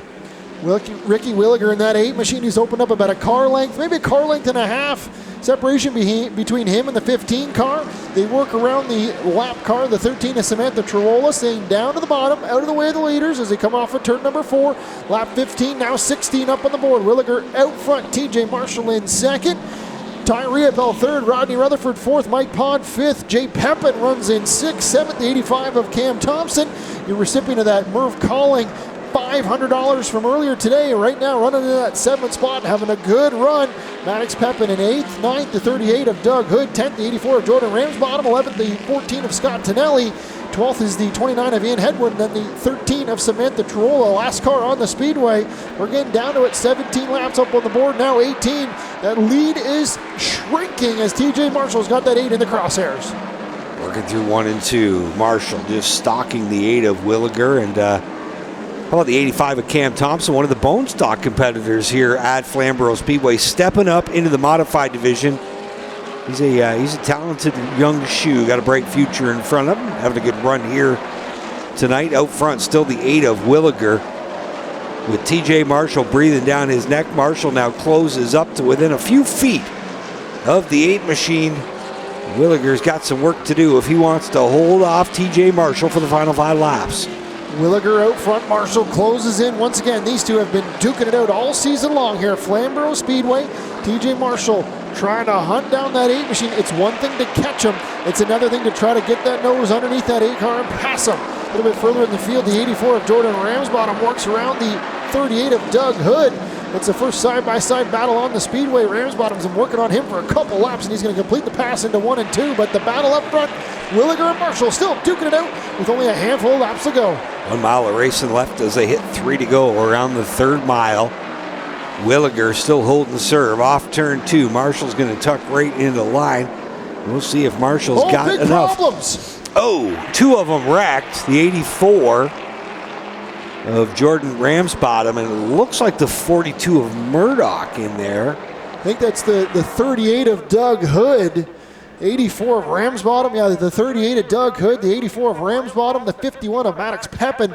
Those 3 cars were under a blanket, and it looks like the worst end of that one is the 84 of Jordan Ramsbottom, but they're right tucked up against the wall here in 1 and 2. So maybe we'll see if we can take a look at that as our crew is going to take a look. A tough break there with coming to 2 to go. The 84 car looked to try to get to the inside on the 51 of Maddox Pepin, and they shut the door. A tough break for the 84 of Jordan Ramsbottom and the 38 of Doug Hood, as they were both having really good runs. And you can see there's some heavy, heavy damage there to the 84 car. Front end box all beat up on the front end. The nose is shoved up there as well. We're going to take a quick look on the replay. Oh, yeah, there you go. The 84 at Ramsbottom got right underneath that 51 of Maddox Pepin, and then the 38 of Doug Hood with nowhere to go. I think maybe Clinton might have a view down there in 1 and 2. Clinton, what do you see down there from 1 and 2? Yeah, I don't see a lot of tore-up machines here. You know, Hood's car is hooked to the left, but I wonder if he can get straight out. Looks like he may have a bit of a, well, he's got a rad problem. Doug Hood in the 38 is leaking out the front of the nose of this car. The Ramsbottom machine, all the suspension looks good. Now, obviously, they know more than I do, but from the outside, cursory looks like shouldn't be too big of an issue. Tough break for both of those drivers as they were working inside the top 10. Ramsbottom in the 84 car was in 9th. The 38 of Doug Hood was 10th. So our team going to work on the 38 and the 84. Tough break as we were having some really good racing here, coming to 2 to go. And the 84 of Jordan Ramsbottom got the worst end of that deal. Maybe Clinton's got him down there in 1 and 2. Yeah, I got Jordan here. Jordan, what took place from your viewpoint? I don't know. I got around the 38, and we were going down the front stretch, and I braked early to try and get a run off to him and coming out of 2, and I guess he braked way early, and I mean, I hit him. I don't really know what else. Share your time. Jordan Ramsbottom says, wasn't expecting him to be there, but they got together, guys. Doug Hood sits patiently in here, not dropping out, not jumping out of his car. But yeah, there is some suspension issue under the left front here of the Hood machine. And you can see the, I don't know, I believe it's the steering arm. Yeah, so this is the steering control. It's the actual steering shaft has come out here, the 38, guys. Here it is right here. So there's your steering shaft, guys. So it has dropped out of there. It's got one wheel pointed at the fire and the other one up the chimney. Yeah, and that's what will happen when that breaks. No input from the tiller. Tough break for the 38 car of Doug Hood. Dang, everybody was running real nice, and it was just a tough break there as a couple drivers got together. Really close racing throughout the whole field. And our team's going to go to work to get the 38 of Doug Hood and the 84 of Jordan Ramsbottom cleaned up down here in 1 and 2. So we've got a 3-lap shootout now for this one. 3-lap shootout as the cars are stopped on the back straightaway. And we're going to see TJ Marshall get to go side by side with Ricky Willinger on this restart. I would assume Willinger will take the bottom. But this should be good. Here you see Hood's car on the business end of the hook. Abrams Towing on hand. Yeah, you get a good shot of that Magar Industries Trade Source Inc. number 38 car of Doug Hood. Good to see them back out this season. Tonight we had a great great field of Canadian Vintage Modifieds. The Grindstone Lancium being Canadian Vintage Modified. 17 of them on hand here today. A series, as we were talking a little bit earlier there, Jamie, a series that has kind of been revitalized here in the last number of years. I think the best thing that happened to the series, again, I don't follow it as close as you would, but I think the best thing that happened to this series was when they could travel and just come racing here at Flamboro Speedway. As soon as they started traveling, doing a lot of travel events, the cost obviously really went up, and with a lot of guys being from this area, it just seemed like the logical choice was to come and do most of your events here, and it's worked out. It's growing the car count. It's great to see. Yeah, it's been really good. I think one of the big things for them was being back last season here with they were on the card with the APC Late Model Series Tours. I think they had almost 20 cars here that time. They were getting cars pulled out of sheds and everywhere, and everyone said, hey, you know what? That was actually a lot of fun. And so far they've had some really good car counts, and tonight we see it with 17 of them here. So a series that has been revitalized here at Flamboro Speedway, almost a weekly division that we have them out here, and they always put on a great show. There you see Abby with the drone following the tow truck out into the, well, I guess no tow truck for the 84. He's going to limp it on. Yeah, he was able to drive away, Jamie. The problem there for the Rams bottom machine was the air filter was displaced by the bodywork. So the hood, the hole has pushed back, ripped the air filter up off the carburetor. And, of course, when we just put all that Speedy Dry down there, you got to make sure you got your filter on. So he would go back. I don't think we'll see him back, but it didn't have any major problems other than that we could see. A lot of air filter problems here tonight. Yeah. I don't think I've ever seen so many air filter problems in one night. It's strange. I haven't seen any, actually, the whole season. So maybe it's the announcer's jink. I don't know, something like that. Tonight's the night. It's hot. Maybe that's the problem. Hey, if we got to jinx something, I would be okay with it being the cheapest thing on the car, the air filter. Exactly. So 3 to go. They will go back under the yellow flag. Ricky Willinger trying to wrap up a feature win here tonight. And this has brought Ty Riopel, back into the picture, as well as don't count out the 24 Rodney Rutherford. He's going to have to get busy. He's going to have to overcome starting on the top side. But don't count out Rutherford in that 24. Yeah, Rutherford won the first feature event here tonight. So we'll see if he has any action there for the top 3 competitors. He's got a tough customer down to the inside of the row behind him, too, that 5 of Mike Pod. He's no stranger to muscling his way through some of these positions as well. So keep an eye on that 5 machine inside row number 3. As I think we're getting set to go 1 to go here to get things wrapped up. A 3-lap shootout. Ricky Williger on the point, TJ Marshall in second, Ty Riopel third, 24 of Rodney Rutherford fourth, fifth the 5 of Mike Pod, sixth the 43 of Jay Pepin, seventh the 85 of Cam Thompson, and the 51 of Maddox Pepin, the 14 of Scott Tonelli, 29 of Ian Henwood, and the 13 of Samantha Trawola. 3-lap shootout. This could get interesting with open wheel race cars with a 3-lap shootout. You never know what's going to happen on the restart. Willinger on the bottom. He'll be the control car. TJ Marshall on the outside. Green flag set to fly. It's in the air. We're off and running. Marshall, good restart on the outside. He's got a little edge over Willinger through 1 and 2. Willinger's going to fight back in the 8 ball on the bottom. It's Willinger down low. Marshall up top into 3. Rodney Rutherford tried to slam down to the inside into 3 and 4. Ty Riopel shut the door. Rutherford's going to try it one more time. He's going to go from the top to the bottom. Now Riopel's going to go to the outside, move the 24 up to 3rd spot now. Ricky Williger clears that 15 at TJ Marshall. They head back into 3 and 4. The white flag is going to come out. One more lap for the 8 machine of Ricky Williger. Williger down into 1 and 2 for the final time. TJ Marshall right there, chomping away at the rear bumper, but Williger Looks like he's going to have enough of a lead off turn 4 to the stripe to win the second feature of the night. Oh, caution. Oh, one around in turn 2. Couldn't see it by the giant pillar in the way. We here, thought this was over, but Grandma, put your teeth back in. We still got ourselves a stock car race. Hold tight, folks. There, I see it. That looks like Steve Murdoch in the background there. Unfortunately, not able to finish in the 42 machine. I'm not sure what happened there, but the 29 of Ian Hedwin, the 51 of Maddox Pepin. Oh, there we see replay. The 51 was trying to go around the 85 of Cam Thompson. Trying to hook bumpers there, and he goes around on the exit of turn number 2. The 29 car, the unfortunate recipient of nowhere to go. So we'll see if we can get the 51 refired. He just needs a push. Not sure if the window net's coming down there or not. But our Bass Safety and Flamboro Speedway staff on site to get that 51 of Maddox Pepin fired back up. And this will give TJ Marshall one more shot. Another crack at it. And what a move by Rodney Rutherford from 4th. Made the big crossover down the front stretch. Slammed the door on Riopel. And moved up to 3rd spot. So he's going to be on the inside. And the 8 of Williger is going to have his hands full with the 2nd place finisher in feature 1 tonight, TJ Marshall, on his outside, and the winner of feature number 1, Rodney Rutherford, right behind him.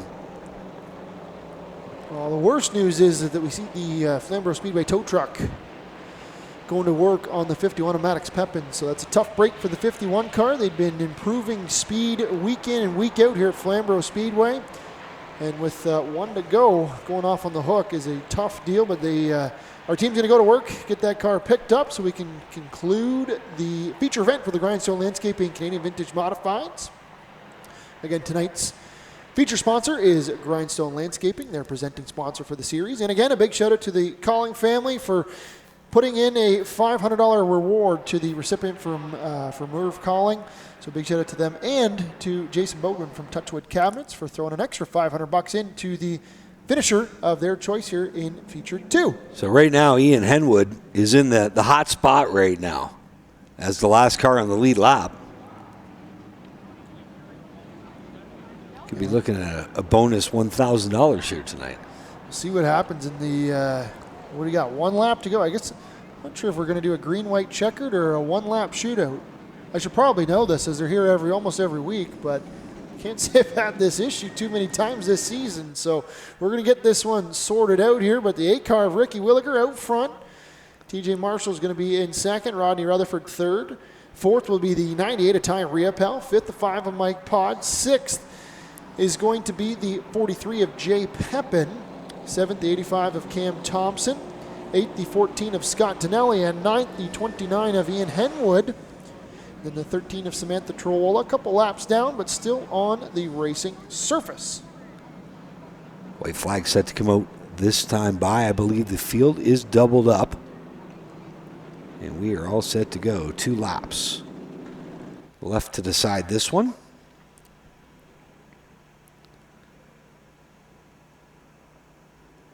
Starter Sean Gibb. Get some extra workout in tonight on that right arm. Flagging for the Modifieds, our regular flagman for the APC Late Model Tour, helping out here this evening. He was having a hot one in practice. He was up there all afternoon for practice. He's also about 10 feet closer to the sun than everybody else, right at the top of that stand. I felt bad for him waving those flags, but that's why they pay him the big bucks, right? So we'll see what happens out of turn 4. Williger. He's the control car. Marshall will roll 2nd. Rutherford 3rd.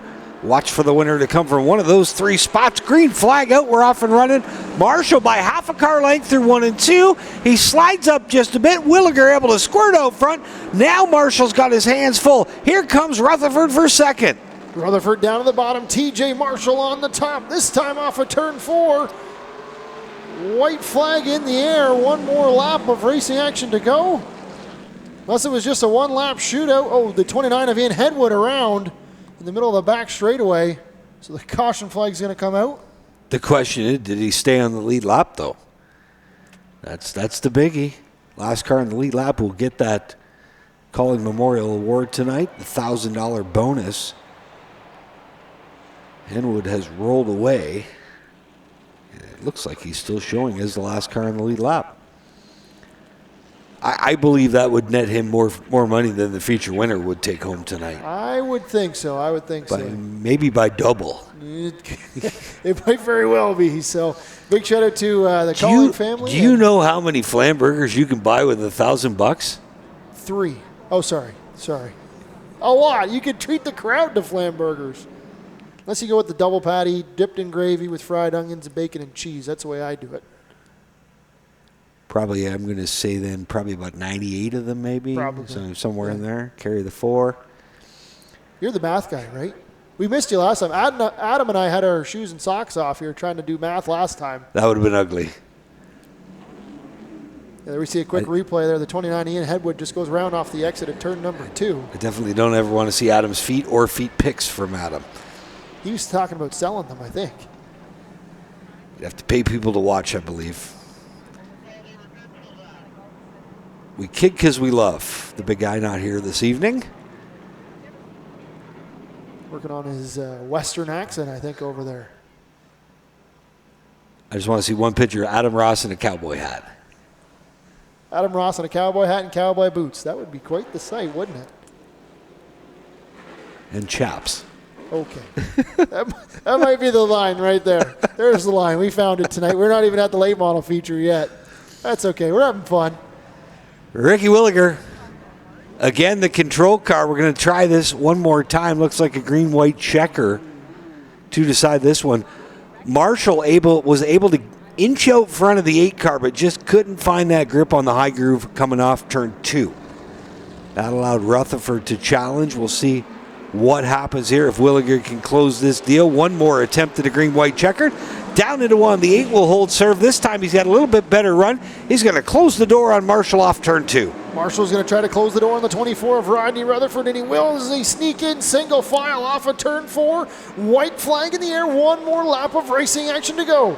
Ricky Williger out front. Marshall's going to try one more time into 1 and 2, but Williger holds serve down the back straightaway for the final time. TJ Marshall going to try one more crack at it into 3 and 4. Williger out front pulls away just enough. Ricky Williger picks up the checker flags. TJ Marshall did everything he could. He gave Williger a pretty good shot coming into 1 on the white flag lap. But Williger kept that 8 machine under him, kept it pinned to the bottom, kept TJ Marshall at bay, held serve. And he's going to take that Fowler tire machine to victory lane. Clint Jeffries and cameraman Jack down there going to interview the winner. Sean Gibbs directing traffic. Just happened to be out of the flag stand. A little further away from the sun. He's got the stairs down there. We're going to have the Calling family come out in just a moment there as well. Ricky Williger picking up the win. TJ Marshall comes home second. Rodney Rutherford in third. And it looks like the recipient of the Merv Calling Award will be that 29 of Ian Henwood. So we're going to get things wrapped up here momentarily. We're going to throw it down to victory lane with Clint Jeffries down with our winner, the 8 of Ricky Williger. Thanks, guys. He will get his Hans device off, and he's ready to climb out of this beautiful number 8 Fowler tire machine. How about it, everybody, for Ricky Williger? Rick, what a drive here today. You know, TJ Marshall took a couple runs at you at the end there, but you managed to get it done. Yeah, riding with legends like TJ. He's been in the sport for a very long time. It's only my 5th season racing any race car, and I'm glad I'm here with these guys. He's taught me a lot since the beginning, and it's a good club. How do those green-white checkers at the end test your patience? Being new, it's very frustrating, but I'm glad the A car can get it done. Handled it well. Congrats. Thanks so much. Ricky Williger gets the win. We'll talk to TJ Marshall. TJ, stand in front of your gorgeous car so we can get some images of that on the air. What a drive here tonight. You know, you took a few shots at him, still raced him clean at the end there. Took a poke on the white flag, but couldn't quite get close enough to pour it in. Yeah, I don't know what we're doing running 3 green-white checkers after we take the white. All these track promoters try and get car counts to give us crap every night. And, let's get car count. These promoters that run green-white checkers after we take the white, I think it's unacceptable. That's me speaking as the president of the club. I love what the United Racing Series does. We were within 8 minutes of coming on track from what they scheduled, but we got to be smarter. Like, we wrecked 2 cars there for no reason. So we got to be smarter as a group. Fair enough. They're here from the president, TJ Marshall. Talk to Rodney Rutherford. Rodney, you had a pretty good day today. Not too bad. You know, if we'll win in third, that going to take you out for pizza tonight? Something. You know me, I like my food. Talk about the drive and maybe the resurgence of this class. It's really built up a lot in the past couple seasons once again. Yeah, the drive was great. We've made some changes today, and it really changed it. I just noticed here, I heard a drag, and I thought maybe my nose was dragging from getting into TJ there, but one of my axle torsion bars is dragging, so I'm surprised we even made it. But yeah, TJ and all the other guys in the cruiser and the committee are doing a great job getting this club back to where we are, and almost anyone can win. Just similar, usually us 3 up here, but anyone really got a shot. But I just got to say thanks to Jay Lindy from Grindstone Landscaping for sponsoring the club and the night, and the Calling and Bowden family for the extra support. Right on. Good job, Mr. Rutherford. Gary, come on in here. Special day for you, Gary, and the family. Tell us what's going on here.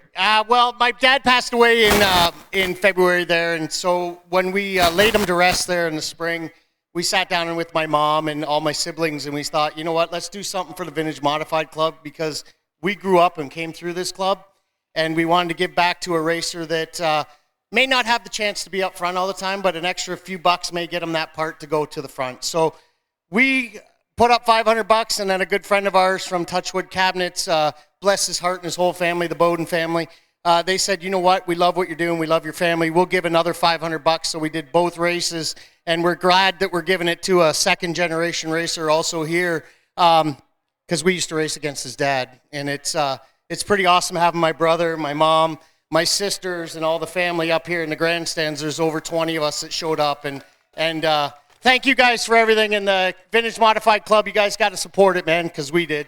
Have fun. Awesome work, Gary. Good luck in the 18. Daryl, come on here. What a great job, man. Extra $1,000. What does that mean for your team? First of all, it's Ian. Sorry, Ian. Pretty good. Buy some new tires. The right rear's kind of wearing out a bit. Always good when you can grab more money than feature winners. Yeah, it is. How about it for Ian Henwood, everybody? He got it done. He'll get in there, get his photos. We will be lining up the APC late models live here on Racing America here in just a moment's time. We'll be right back after a short break from Flamboro Speedway. 5-star bodies, the most advanced bodies on the market, aerodynamically engineered, manufactured from the highest grade and lightest weight materials, tested tough for optimum performance, the highest quality and most durable products you'll find anywhere. Our products help racers around the world reach victory lane. Winning never looked so good. Faster, lighter, stronger, better. 5-star.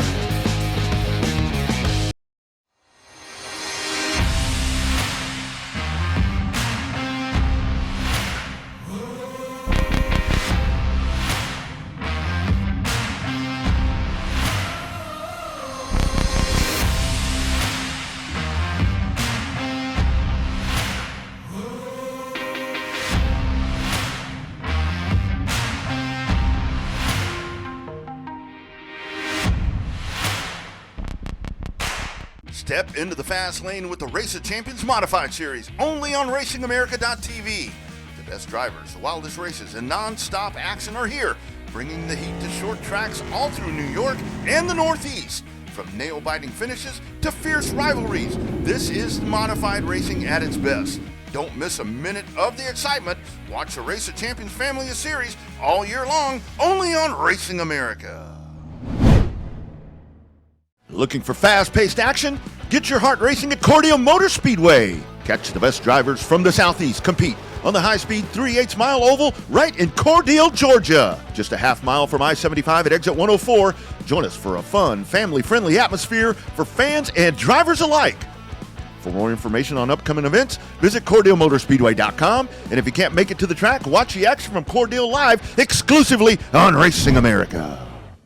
Looking to start a new career path in motorsports or searching for something new in your racing journey? Racer Jobs is your destination for providing the most current job openings from top racing teams, manufacturers, sanctioning bodies, and suppliers. Whether you're a budding race engineer, a seasoned mechanic, or a marketing ace, we consistently refresh our listings with new roles that could meet your ambitions. Looking for a great candidate as an employer? Then tap into our Racer Jobs audience and database to find that perfect candidate. Go to racerjobs.com today.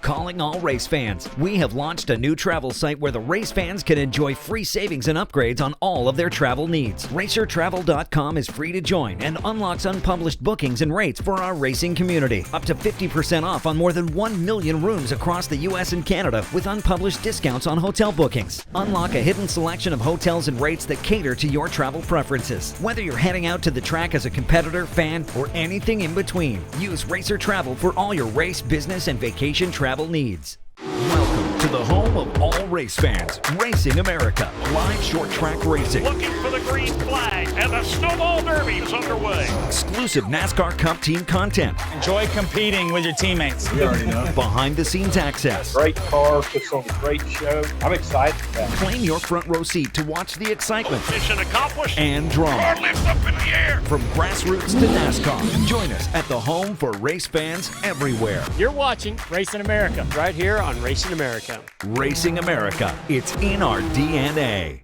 In the fast-paced world of racing, communication is everything. When it comes to at-track communication, Racing Electronics is the leading provider of professional race communications. From driver and crew communications, two-way radios, headsets, scanners, custom hearing protection, and more. Racing Electronics is your go-to destination for all things motorsports. Before the green flag waves, ensure your team is equipped with communication gear from Racing Electronics. Visit a Racing Electronics representative at the track, stop by their showroom in Concord, North Carolina, or shop online at racingelectronics.com. Well, good evening. Welcome back to Flamboro Speedway, London Recreational Racing 100. Castro presents the APC Late Models Series. We're just outside of Hamilton, Ontario at the beautiful 1/3 mile playground of speed known as Flamboro Speedway. A longtime staple in this area for racing entertainment. There you see the APC Cars and Stars getting gridded on the front stretch. Point leader, primetime Josh Stoddy, not making the invert. He'll start from 7th here tonight, and that should be interesting. Some cars that you're going to want to keep an eye on coming from a little bit deeper than I probably think that they would have thought there as well. You can see the 89C of Sean Chenoweth rolling up there as well. So it's going to be a good race. If it's anything like the Grisel Racing Products 150 we had a little bit earlier on the season here at Flamboro Speedway, we are in for a doozy.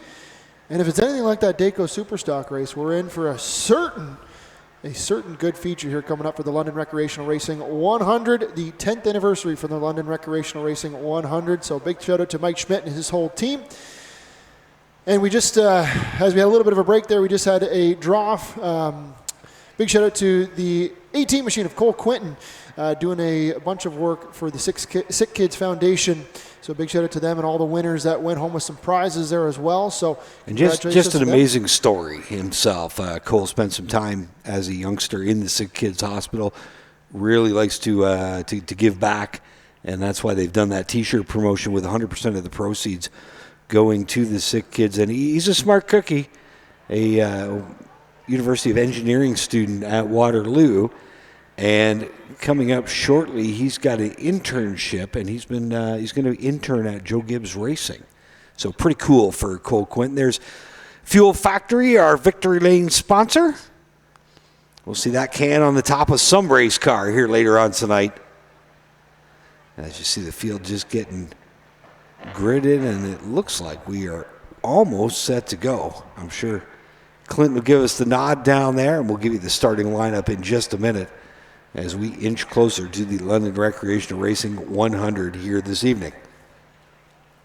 There you see Connor Pritico, Dale Shaw chatting. There's the point leader in the tuxedo fire suit, Josh Stoddy. I do that up, Josh, if you can hear us. Do the fire suit up. I love it. It's the tuxedo fire suit. It says he can go race it and he can still be classy at the same time. Does he look like he's a little nervous being the point leader here tonight? He's had a pretty good season. Opened things up with a big win at Sunset and has just been cruising since then. And speaking of that, we'll bring the standings up here in a minute and show you. There's Josh Stoddy at the top of the heap.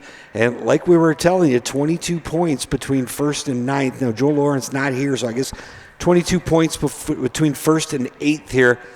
This championship far from over as we work our way to the second half of the season. Tonight is event number 5.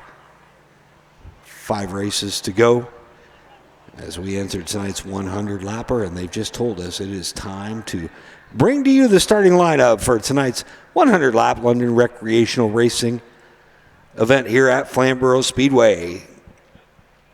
Starting on the outside of row 8. He's in the 94 machine, the Real Landscaping Plus Snow City Cycle Marine. Number 94 from Pickering, it's Corey Luciano. And on the inside of row 8, he drives the Glenn Stiers Racing. Chantrella Promotions, Oswego Speedway number 0 from outside turn 2 in Oswego Speedway. It's Glenn Stiers. Rolling off in the 14th position out of Innisfil in the Mobile 1, Connell's Construction Aurelia Metal Fabrication number 2 machine, it's Kendra Adams. To the inside of row number 7, out of Hamilton, in the Bennett Construction Group Platinum 1 Contracting Streamline Racing Products number 51 machine, it's Mike Bentley. On the outside of row 6, he's a Delaware Speedway late model champ. He drives the Liuna Gallagher Insurance. Casey Cash Racing, number 30. Put those hands together for Windsor's Ray Morneau. And alongside him, the NTN BCA Bearings Strike Energy Systems 2-Speed Motorsports number 71 from Durham, Corey McAllister. Rolling off in the 10th spot out of Guelph in the Burn Apparel, Onyx Hose and Tube, Epic Racewear number 72 machine, it's Junior Farley. Rolling off in the 9th position out of Guelph in the Hudco Electric Supply, Adams Building Supply, Nav Canada MRC Wireless number 97D, it's Tyler DiVincenzo. On the outside of row 4 in the 89C from Drumbo, the London Recreational Racing, Way Crane Automotive Products VP Racing Fuels, number 89C, Sean Chenoweth.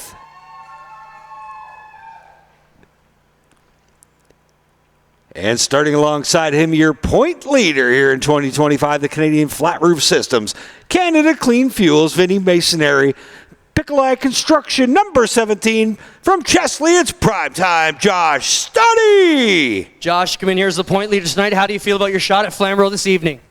Yeah, halfway break, right? And there's a couple tempers with some guys over the first half of the season. So, I don't know. I think we just got to ride and see what happens.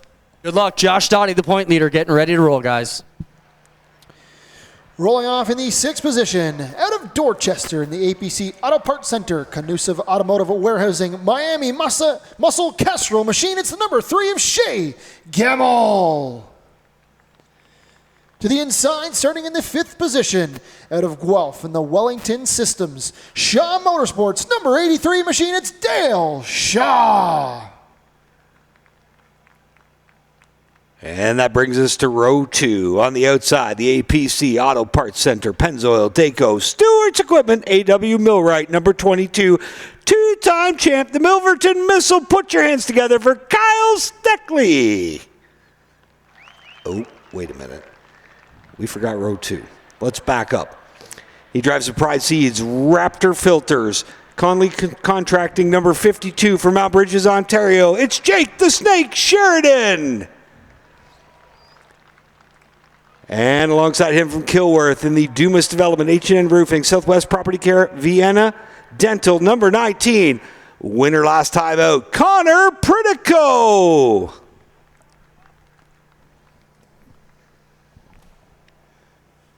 Top 2 starting positions rolling off the outside of row number 1 out of Milverton in the APC Auto Parts Center. Pennzoil, Daco, Stewart's Equipment, number 22 machine, it's Kyle Steckley. Kyle, let's talk about the day. How do you keep things cool from the outside row? You got a long way to go here. Is this a get out front and make them chase you, or be patient day for you?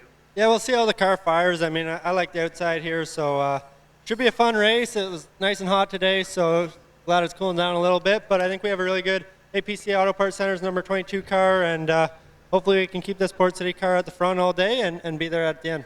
Thanks, Kyle. And rolling off on the pole from Orangeville in the Spira Fire Protection. Just Foam It Spray Insulation. Stage it with style. Number 18 machine, it's Cole Quinton. Cole, let's talk about your day. Big day. Let's talk about the Sick Kids program and what that means here. Really cool thing you guys are doing. Yeah, it's awesome. I just want to thank the Sick Kids Foundation, of course, Susie Spellick, my mom and dad, everybody that's been a part of it. It's been a really big thing for us. You know, the Sick Kids Foundation is very special to me. I was a patient there when I was 4, and I just thought I would give back in any way we could. So I encourage anybody to check out our fundraiser if you can, and if not, just support what we're doing. Every little bit helps, and I think it's good to bring some light to the racing world and what can be a tense environment sometimes. So regardless, it's been a good day already, and we'll see if we can make it even better. Good luck. Cole Quinton will go from the pole, guys. We'll get ready. We'll give him a minute or two to get in position, and we will get ready for those most important words, guys. Well, folks, we will be back after this break on the other side of the break with the command to firing them up. Drivers are getting buckled in right now. We'll be back on Racing America with London Recreational 100 from Flamboro Speedway. The My Race Pass app is your motorsports headquarters on race night. With over 800 organizations across multiple forms of motorsports, you'll always have the information you need in the palm of your hand. Race day information with official entries, lineups, live timing and drag racing timing slips, official results, point standings, announcer audio, fantasy racing, and so much more. Don't be left in the dark on race night. Download the My Race Pass app today in Google Play and the App Store. My Race Pass, the ultimate racing resource. 5-star bodies, the most advanced bodies on the market. Aerodynamically engineered, manufactured from the highest grade and lightest weight materials. Tested tough for optimum performance. The highest quality and most durable products you'll find anywhere. Our products help racers around the world reach victory lane. Winning never looked so good. Faster, lighter, stronger, better. 5-star.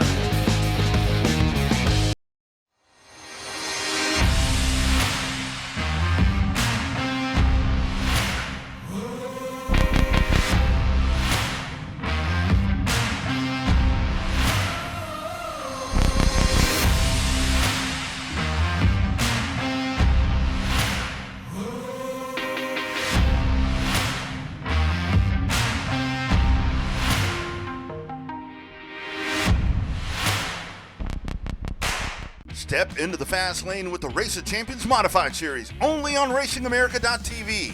The best drivers, the wildest races, and non-stop action are here, bringing the heat to short tracks all through New York and the Northeast. From nail-biting finishes to fierce rivalries, this is modified racing at its best.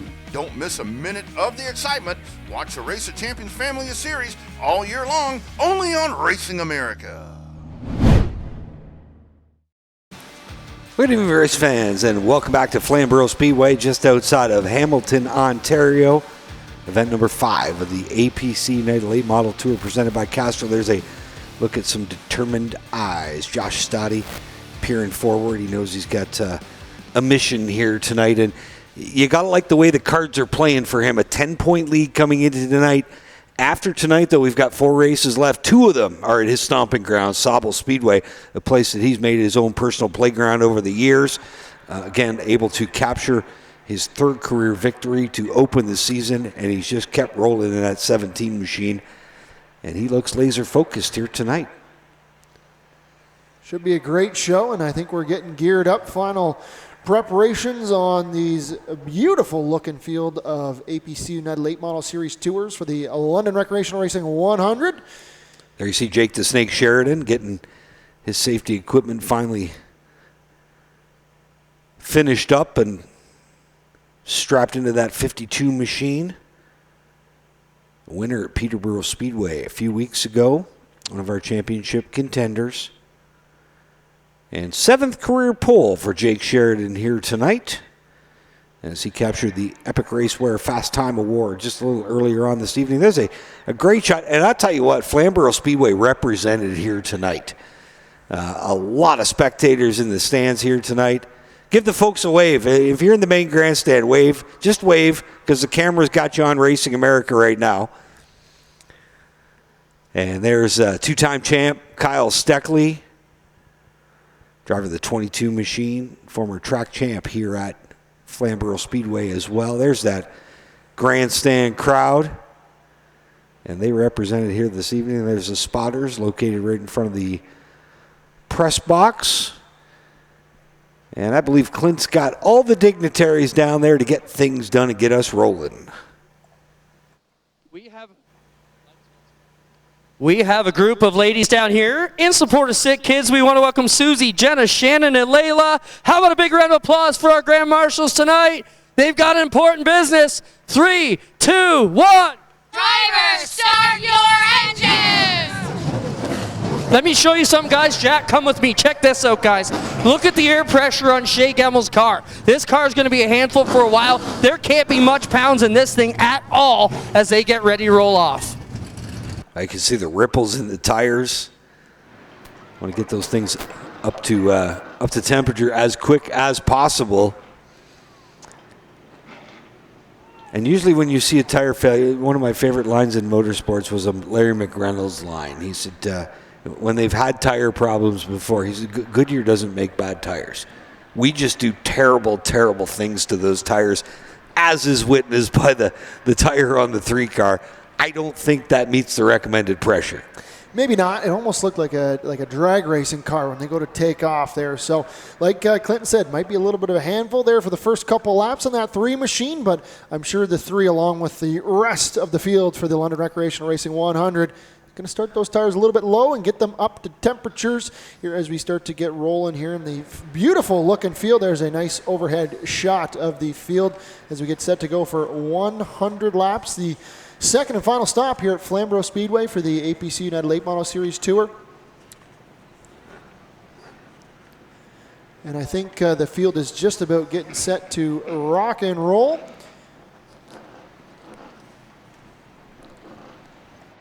And right now the field is just waiting for the final commandments there to get going for the first pace laps as a couple of the people are working their way back over to the pit area, which is on the back straightaway of the racetrack. So we're going to get things set up and ready to go once we get them off there. Again, a big shout out to Mike Schmidt and his whole team from London Recreational Racing. We talked about it a couple times on the broadcast already, but a big shout out to him and the whole program that he's done here for the short track racing community here in Ontario. A big shout out to him and his team, and maybe Clinton will get his wish. Maybe we'll work on that kidney-shaped pool down in the infield for him the next time they're here, maybe next season for you there, Clinton. He gives me the thumbs up, so we're getting ready to rock and roll as the team is going to get the engines. The engines are fired. We're going to get things set up here. Again, we're still eating ice cream sandwiches up here, so we're not going to gloat or anything. The temperature's cooling off at a nice 16 degrees with the air conditioning, so we're nice and ready to rock and roll. I will say I did fix the AC in the production truck tonight. I walked up. I said, "Don't you guys have the AC rolling?" The door's wide open. Well, the filter on the AC, it was plugged up with about 6 months worth of Schwiegen clay. Once we took that out, cold air in the production truck. I don't know if this air conditioning runs usually up in this room here, but I think we're going to take a quick look at some of the drivers to keep an eye on here tonight. The 52 machine of Jake Sheridan coming in tonight quick. He's one of our Stewart's Equipment Kubota ones to watch, that 52 machine. 4th in points, a winner at Peterborough, and the fast qualifier tonight. And there is your point leader, trying to keep that 10-point or so gap before he heads into the final 4 races of the season, with 2 of them being at his home track. And of course, Josh Stoddy in that Canadian Flat Roof Systems. Vinny's Masonry on the TV panel. We're live, Flamboro Speedway. Again, just outside of Hamilton, the Hamilton area 3rd mile. A stock car tradition in this area since the 60s. I think we got the wave lap here, Jamie, as well. So if you got your hands, wave these drivers off here, fans, as they set to go battle for 100 laps here for the London Recreational Racing 100 here at Flamboro Speedway. You can see all the drivers getting their hands, some a little easier time to get their hands and fingers out of the cars. Sometimes they struggle a little bit, but the wave lap, the fans sending these drivers off for 100 laps as they set to do battle here at the 3rd mile Flamboro Speedway. I love when the APC cars roll into town. It's always a great time. Get to join you guys up here in the booth and away from my usual hot and sticky booth up in the middle of the infield. Don't sleep on that 3 car either tonight. Shea Gamble comes in tonight 2nd in points, the Dorchester driver.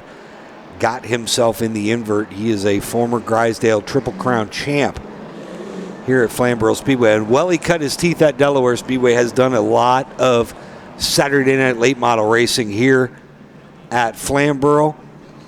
He's been victorious here in APC action as well.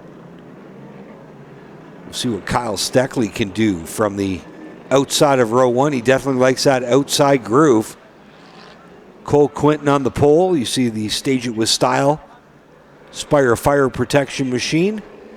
Ontario's fastest ginger behind the controls of that 18 as the camera crew works their way through the field. Jake Sheridan trying to get a little more heat in those tires inside of him. The winner last time out at Delaware Speedway in the AC Delco Canada Day Classic 100.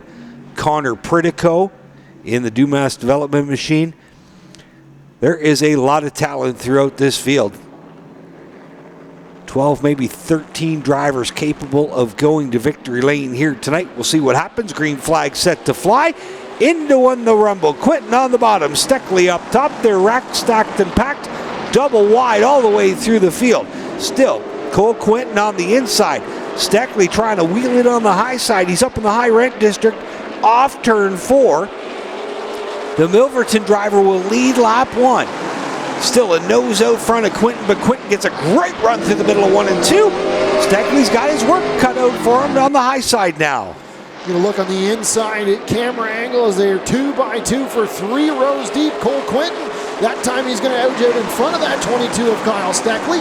Lap number 2 will go to the 18 of Cole Quinton. Now Steckley thinks maybe a little bit better of it. He's going to swing down to the inside, right ahead of that battle for 3rd with Connor Pritico and Jake Sheridan go to toe-to-toe. And the row behind them, Shea Gemmel and Dale Shaw going 2 by 2 as well. They're 2 by 2 off of turn 2. Great move by Steckley there to get himself in line. You see those side-by-side battles for 3rd and 5th going on. Pritico on the inside of Sheridan off turn 4. Then it's Shaw in the 83 and the 3 of Gemmel. Down into 1, they'll work. Dale Shaw, former late model track champ, racing the Grisdale Triple Crown champ. Shea Gemmel, they're still side by side, but even if one of them clears the other, there's nowhere to go because they are double wide in front of them. Sheridan up high and Connor Pritico on the inside. Josh Dottie might be the beneficiary of this one as he's moved to the inside on the 3 of Shea Gemmel. Dale Shaw clears the 3 and the 52 of Jake Sheridan is going to get right in behind that 19 of Connor Pritico. Tight racing corner action as they come down the straight back into turns 1 and 2. They're nose to tail, but Shea Gemmel still stuck up on that top side trying to power down the back straightaway. Well, Gemmel in the wrong part of town because look who's circling behind him. The 89C, Sean Chenoweth. Stoddy still can't close the deal. Gemmel up on that wheel, battling with the 17. He's going to try to get in line, but there's Chenoweth in the 89C. He'll fill the gap to the inside of Gemmel as Chenoweth works towards a 150 lap total tonight. He was in the Dayco Superstock event earlier on tonight. And the 89C of Chenoweth will mosey on by. A little bit further behind them, the 97 of Tyler DiVincenzo and the 72 of Junior Farley. They've been playing bumper tag for the last few laps. Farley finally roots that 97 machine up off the bottom line. Now that 72 car is going to look to the inside. Now the 71 of Corey McAllister is going to fill that hole as well. Ray Morneau in the 30 as well in the inside. The 97D of Tyler DiVincenzo almost gets into the outside wall down the back straightaway as he's going backwards in a hurry here as we work lap number 10. DiVincenzo in that 97 Hudco electrical supply machine. They struggled last time out at Delaware Speedway, really struggled in practice. Got the car a little bit better come race time, and they were confident here today. Unfortunately, DiVincenzo got caught on the high side and freight trained. He's now in line, but all the way back in 13th spot. Here's a great view from your second place car. Kyle Steckley, the in-car camera, as he tries to hunt down the leader. Ontario's fastest ginger, Cole Quinton in the 18. Cole Quinton doing a nice job up front. The traffic, though, is behind those top two as Connor Pritico leads a full lineup of cars behind him. The last time by, Josh Stoddy in the 17, he took a peek to the inside on the 83 of Dale Shaw. Shaw shut the door. Stoddy fell back in line. He's got a little bit of racing room behind him as the 89C of Sean Chenoweth not quite there. So Stoddy maybe has a couple laps to see if he can maybe make a pass on that 83 of Dale Shaw as we start to click the laps off in a hurry here. Lap number 14 goes up on the board. I got 100 laps this time here at Flamboro Speedway, not the 150 like we had earlier for the Grisdale Racing Products 150. This is the London Recreational Racing 100, so 100 laps. Drivers might have to be up on the wheel, and Stoddy going to take a peek into 1 and 2 once again, but Shaw shuts the door off the turn 2. Josh Stoddy comes into tonight with a 10-point lead. It's not a commanding lead, but pretty healthy in terms of how tough points are to pick up in this series. Stoddy working over Dale Shaw. The important thing for him is the guy chasing him in points is Shea Gemmel, 2 spots behind right now. Shaw comes in tonight 12 points behind, and that is the guy that Stoddy is stalking right now. Off turn 4, they'll come to the stripe. Shaw still holding that 5th spot. Well, Stoddy runs 6, Chenoweth and Gemmel behind that duo. Jake Sheridan right in that mix there as well. The last time up at Peterborough Speedway picked up the win. Connor Pritico winner earlier on at Delaware Speedway as well, runs in that 3rd spot. Those top 2 have kind of started to driven away from that rest of the field as Pritico runs in 3rd. He's about a half straightaway back from the 22 of Kyle Steckley, who has started to reel in our race leader, the 18 of Cole Quinton. The gap had expanded. Now Kyle Steckley's turned up the wick just a little bit. That time by, Cole Quinton a little bit quicker, so those top 2 are starting to drive away as the battle for 3rd continues to rage on, but a great view of the front windshield of that 22 of Kyle Steckley as they work back into 1 and 2. Don't know where to look. This lead battle going on, and then from 3rd on back, that Pritico group absolutely going after it. Stoddy getting busy as well. You see Quinton off turn 4. He leads Steckley by a couple car lengths. There's Stoddy. He's been working Dale Shaw's rear bumper over for about 5 laps now. Stoddy, one of the quicker cars on the speedway, trying to see if he can make some racing room on that number 83 of Dale Shaw, but he can't quite find the lane to get around. Again, Flamboro Speedway, typically known as a one-groove racetrack. You don't really want to work yourself up into that high side unless you absolutely have to. So Stoddy's going to maybe see if he can bide his time a little bit, but at some point in time, the team is going to be saying, hey, we got to go, make a move, and this time maybe this is it. Stoddy maybe takes a peek down into 1 and 2, but Shaw again shuts the door. Stoddy trying to get that number 17 machine to the inside, down the back straight. No dice. Shaw shuts the door once again in 3 and 4. Well, last time off turn 4, that's when the problem started for Shaw. He was swatting flies behind the controls of that 83 car. The right rear stepped out on him. Stoddy not quite able to capitalize, but again, in Josh Stoddy's position right now, you got to think big picture. You're the point leader coming into tonight. He's working over Dale Shaw. I think he's faster than Shaw. Just might take him a few more laps to get by. Meanwhile, up front, look at this. Kyle Steckley going after your leader. The Spyro Fire Protection Stage It With Style machine holding on to the lead, but the Milverton Missile is coming. The 22, Kyle Steckley, former track champ, chomping at the bit, trying to figure out a way to get that APC Pennzoil machine by Cole Quinton. Steckley picked up the win here a couple weeks ago at the Grisdale Racing Products 150, so he is no stranger to victory lane here at Flamboro Speedway.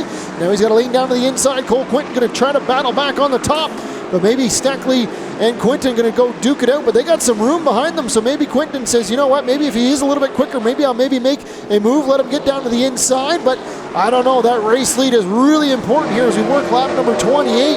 Cole Quinton handing off the charge here right now. Connor Pritico sits in that third spot, but Steckley has closed the gap. Cole Quinton, though, still out front as we're closing in on 70 laps to go, 30 laps in the books. But Steckley is really working over that back bumper of the 18 machine off of turn 2 down the back straightaway. Kyle Steckley, third all-time in career wins in the APC Tour, behind Brandon Watson and J.R. Fitzpatrick. He chases Fitzpatrick by 2 on that historical leaderboard. Cole Quinton, on the other hand, looking for feature win number 1 in the APC late model division. Sophomore driver, having a great season, but he is coming under fire by a youngster who is a wily veteran. And Steckley will mosey on by. We've got a new leader down the backstretch. Kyle Steckley takes that 22 machine and puts it on the point. Cole Quinton, though, does a good job to get himself back in behind that 22 machine ahead of the 19 of Connor Pritico, who closed in on that top 2 with them battling it out for the race lead. Now Cole Quinton's got to fend off the charge from the 19 of Connor Pritico. Then it's a couple car lengths back to the 52 of Jake Sheridan, who's holding off that 83 of Dale Shaw and the 17 of Josh Dottie. But Cole Quinton, he's got his hands full now with that 19 of Connor Pritico. Quinton's car maybe seen a little bit tight coming up off of turn 2, especially as we saw the 22 of Kyle Steckley get down to the inside, up off the bottom side of the corner. Now we'll see if Connor Pritico can maybe do the same thing. We got a great shot there from our drone as Connor Pritico really trying to drive that 19 car down to the inside, down the back straightaway, but Cole Quinton for now holds on to that second spot. Connor Pritico, winner last time out at Delaware Speedway. His older cousin Matt Pritico, a former series champ. Oh, he gets into the back of Quinton, gets him sideways. Quinton hangs on to it, but he is feeling some pressure from the 19, and also coming to join the party, the 52 of Sheridan. He's circling like a shark in the water, as is Dale Shaw, and the 17, your point leader, Josh Dottie. Cole Quinton may have used up the goodie on those tires. Quinton's car seems to be sliding back just a little bit. That gap between him and the 22 of Kyle Steckley has opened up to about 4 to 5 car lengths. Cole Quinton, though, has a full lineup of racing automobiles behind him. Connor Pritico, Jake Sheridan, Dale Shaw, Josh Dottie, all in that mixer as well. They are nose to tail off of turn number 4. 37 laps up on the board, so we're starting to get into the middle half of this race. Cole Quinton, though, maybe seeing if the handling's going away just a little bit on that Spire Fire Protection number 18 car. Connor Pritico, though, filling that rear view mirror off of turn 4. The problem with Cole Quinton right now is if he lets that 19 get to his inside, it is going to be a land rush. There's 4 of them lined up. Pritico, Sheridan, Shaw, and Stottie. Quinton doing all he can to hold on to second spot. And your leader, still Kyle Steckley, down into turn 1. And here comes Pritico. He's going to dive it into the bottom. Side by side off turn 2. Pritico down low for second. Quinton trying to hold him off. Sheridan just circling by the gate.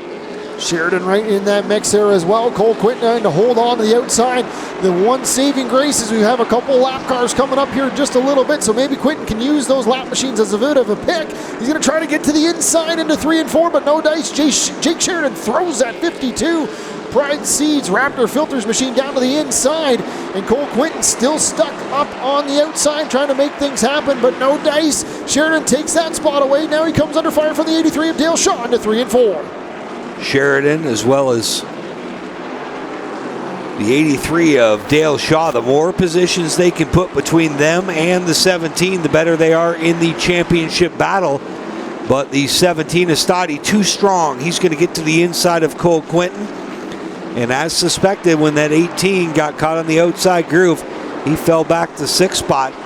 He's got Chenoweth and Shea Gemmel trying to run him down right now. We got the 97 of Tyler DiVincenzo in that Hudco electrical supply machine. He's going to go pit side. So tough break for DiVincenzo. We stay green though. Still under that green flag. Leaders work around the 0 of Glenn Steyers, the 2 of Kendra Adams. Those 2 are duking it out as well. The lucky dog in effect as they try to work and be the last car on the lead lap. And you just saw Stottie get by the 83 of Dale Shaw, picking up 4th spot. Here comes primetime Stottie now wheeling to the outside of the Black Deuce of Kendra Adams. Down the backstretch they'll work. Stottie has the position. Shaw trying to fight back. Shaw working around the 2 of Kendra Adams.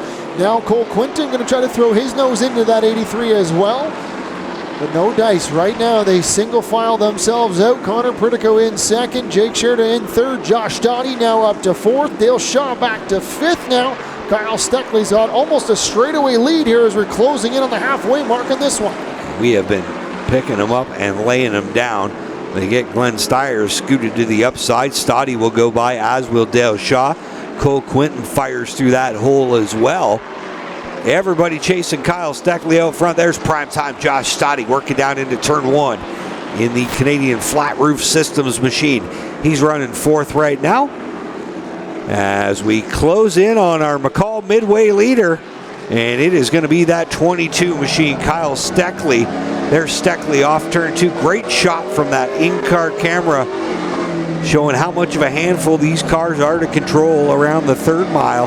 Kyle Steckley burst onto the scene in 2021, made his first APC start here at Flamboro Speedway and was victorious. And we've got Corey Luciano off the pace. The Pickering driver is going to go pit side in the 94.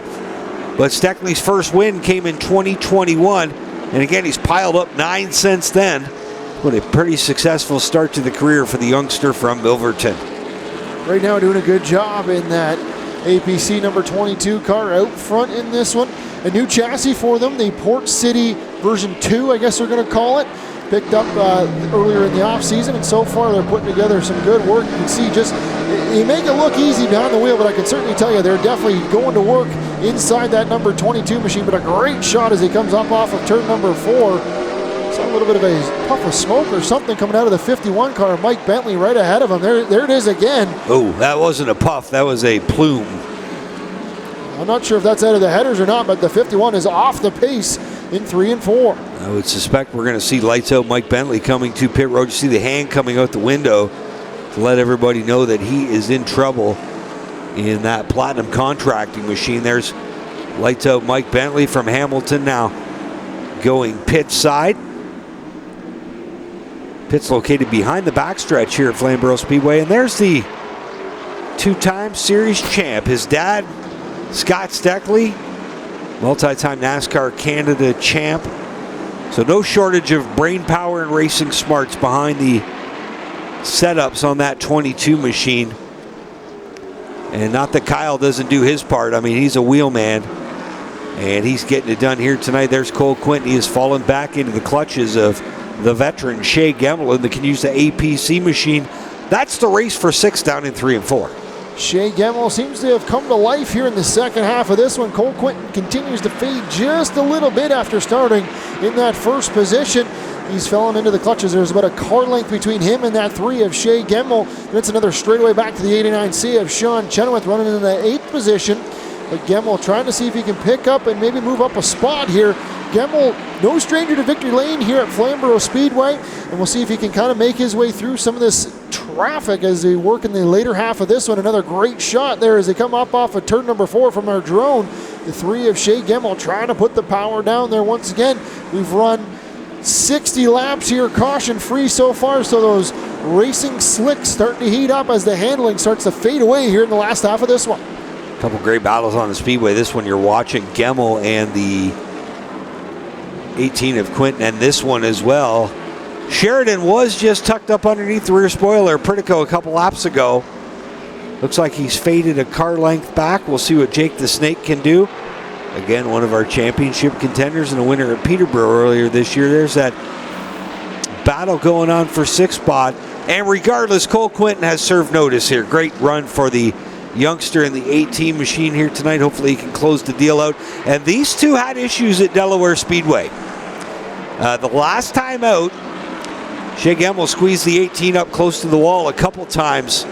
And on the second time, they went down into turn 1 and Cole Quinton just dumped the 3. They both went to the back. I believe they were exchanging pleasantries earlier on this evening, trying to hash things out. And right now just going at it for this 6th spot. Quinton and one tough customer, Shea Gemmel, in the 3 machine. Gemmel's going to try to get a run, can't get it done. He's tucked in the line behind Quinton. He'll follow the tire tracks through 1 and 2. And that 3 car, watch when he gets on the brakes going in the corner. Those rotors are cherry hot. He's using an awful lot of brake power Yeah, we've run 66 laps now here, caution free, as the lights start to come on here at Flamboro Speedway, as we are 34 laps to go in the London Recreational Racing 100. Shea Gamble using up those brake rotors, trying to see if he can maybe make a move on that 18 of Cole Quinton. He is right tucked up onto the back bumper as they work off of turn number 4. Quinton holds on to that 6th position but Shea Gamble is all over that Just Foment Stage with Style Spira Fiber Protection number 18 machine as they work into 3 and 4 once again. As long as the 18 can park it in the middle of the corner, he's okay. It seems like the 3 just a little better getting in, and he will be unable to give up that bottom groove, or the 3 will be waltzing on by right now.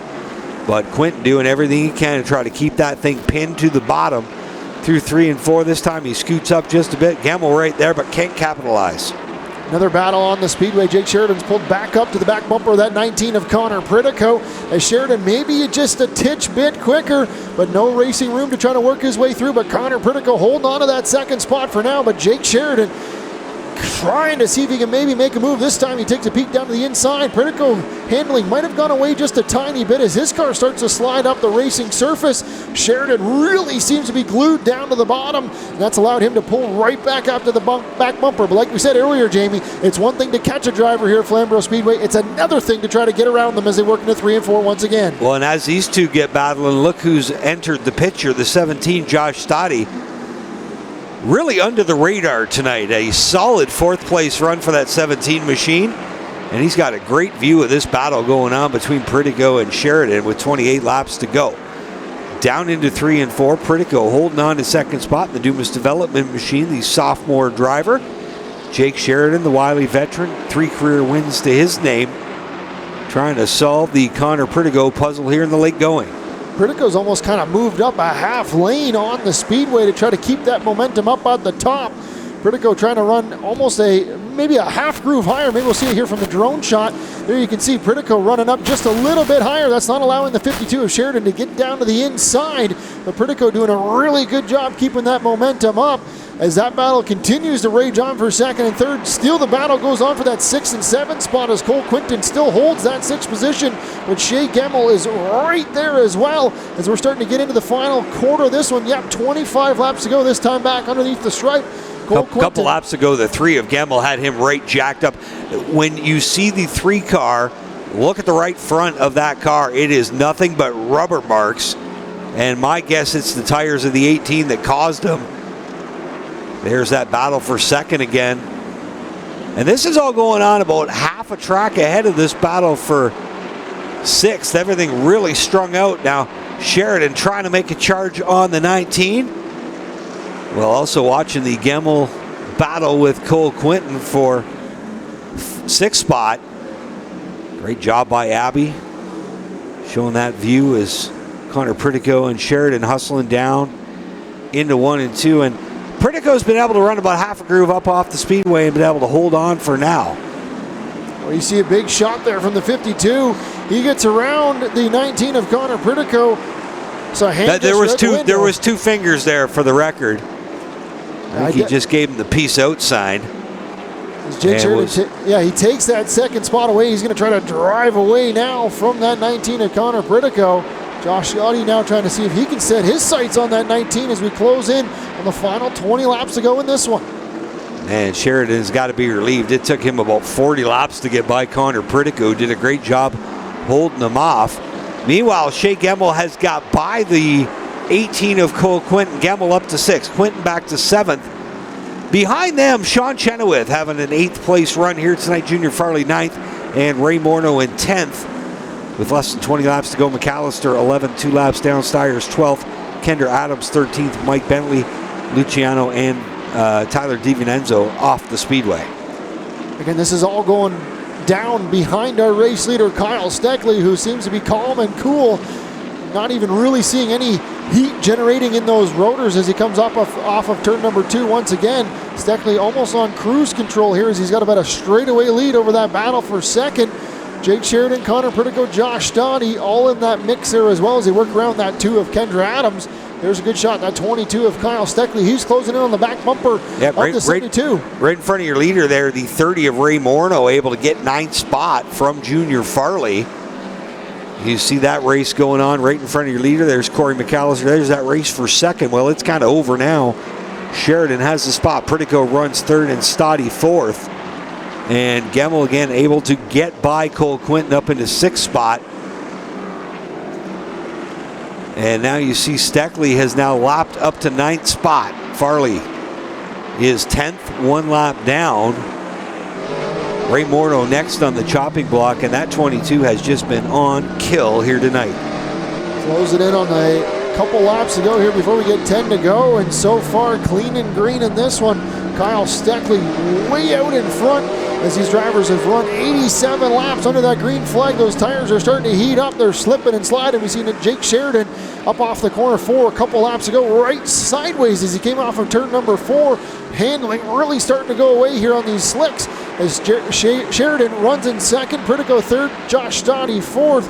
This time 88 laps in the books, 12 laps to go in this one. Fifth place runner Dale Shaw was telling me earlier on tonight, he says these tires, they don't give up. You got to run every lap like a qualifying run.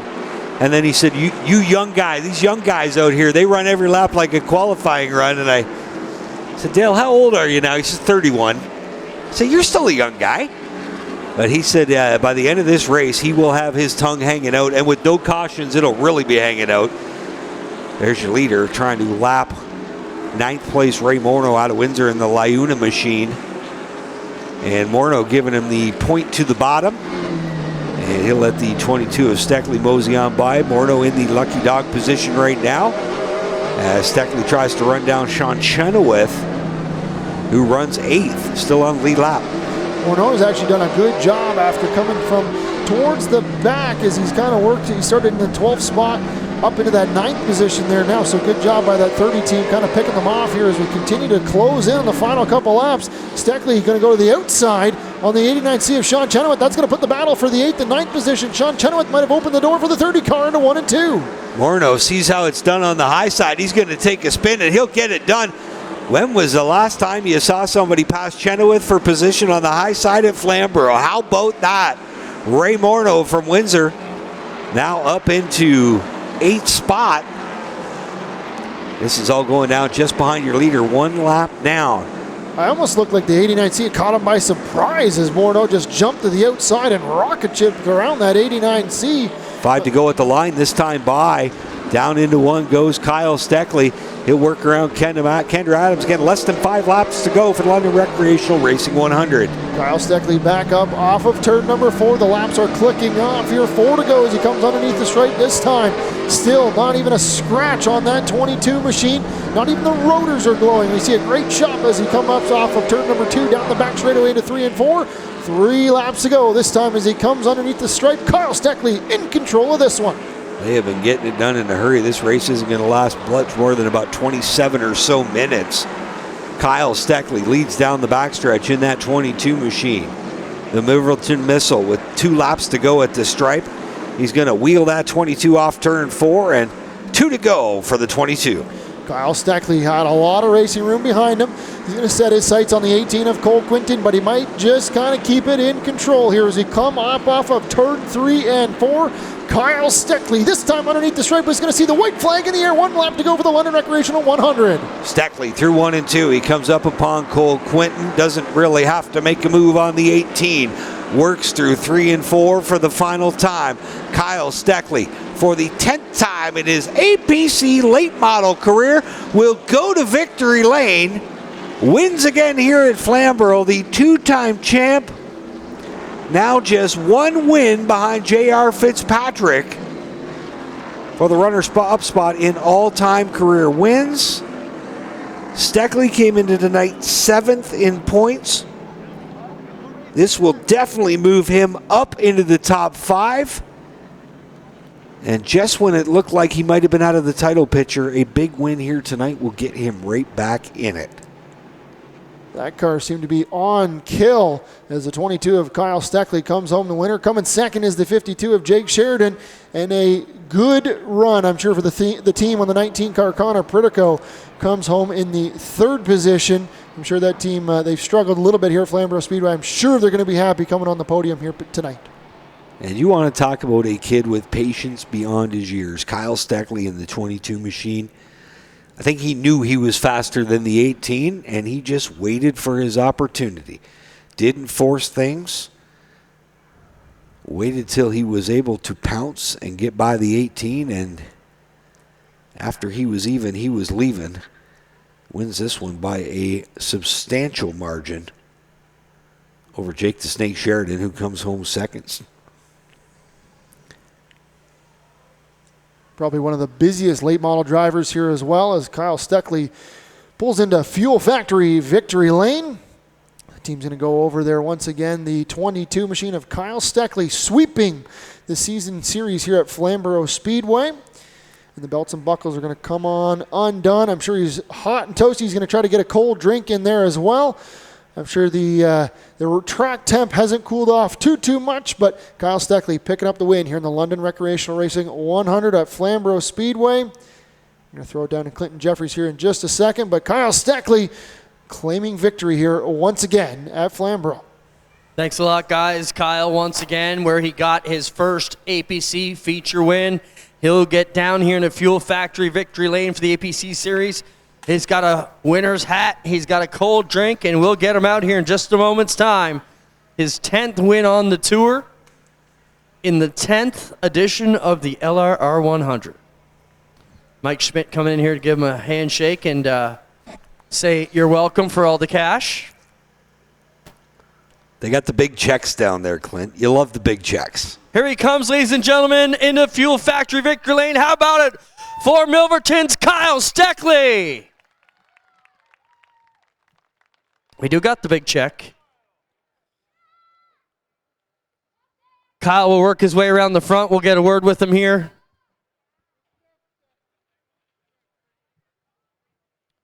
Kyle, almost a picture-perfect day. You know, you got out front after about 10, just left them. Your brakes weren't hot in the car, but obviously talk about maybe how it was in the car tonight.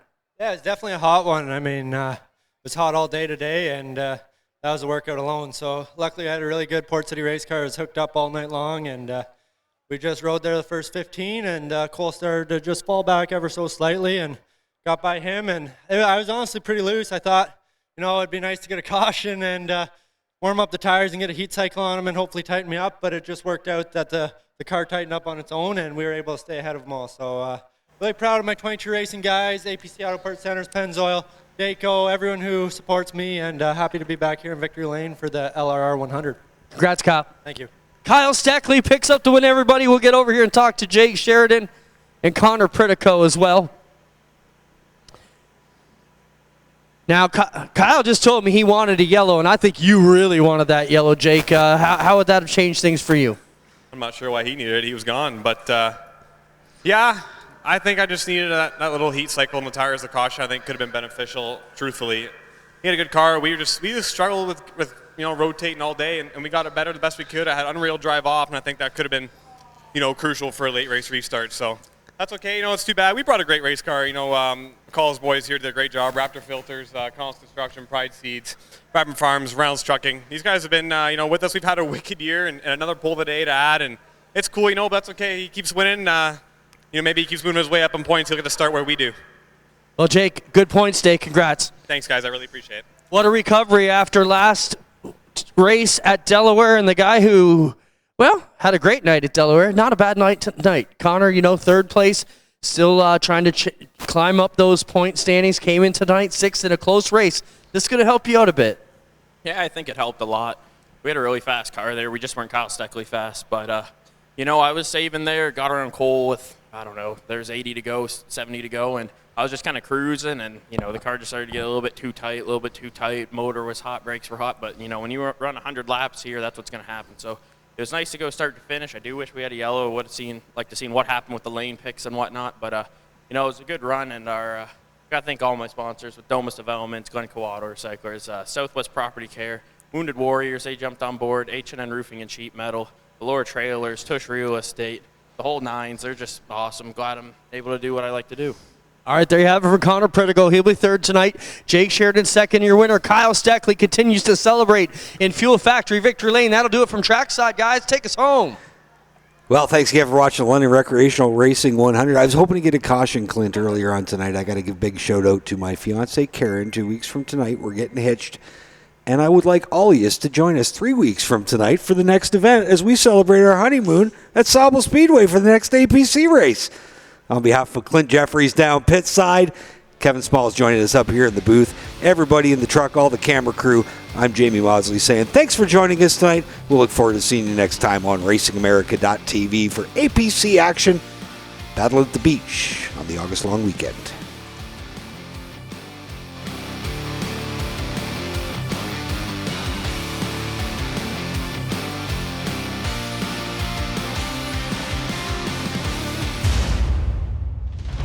This copyrighted broadcast may not be reproduced, retransmitted, or used in any form without the authorized written consent of GeForce TV.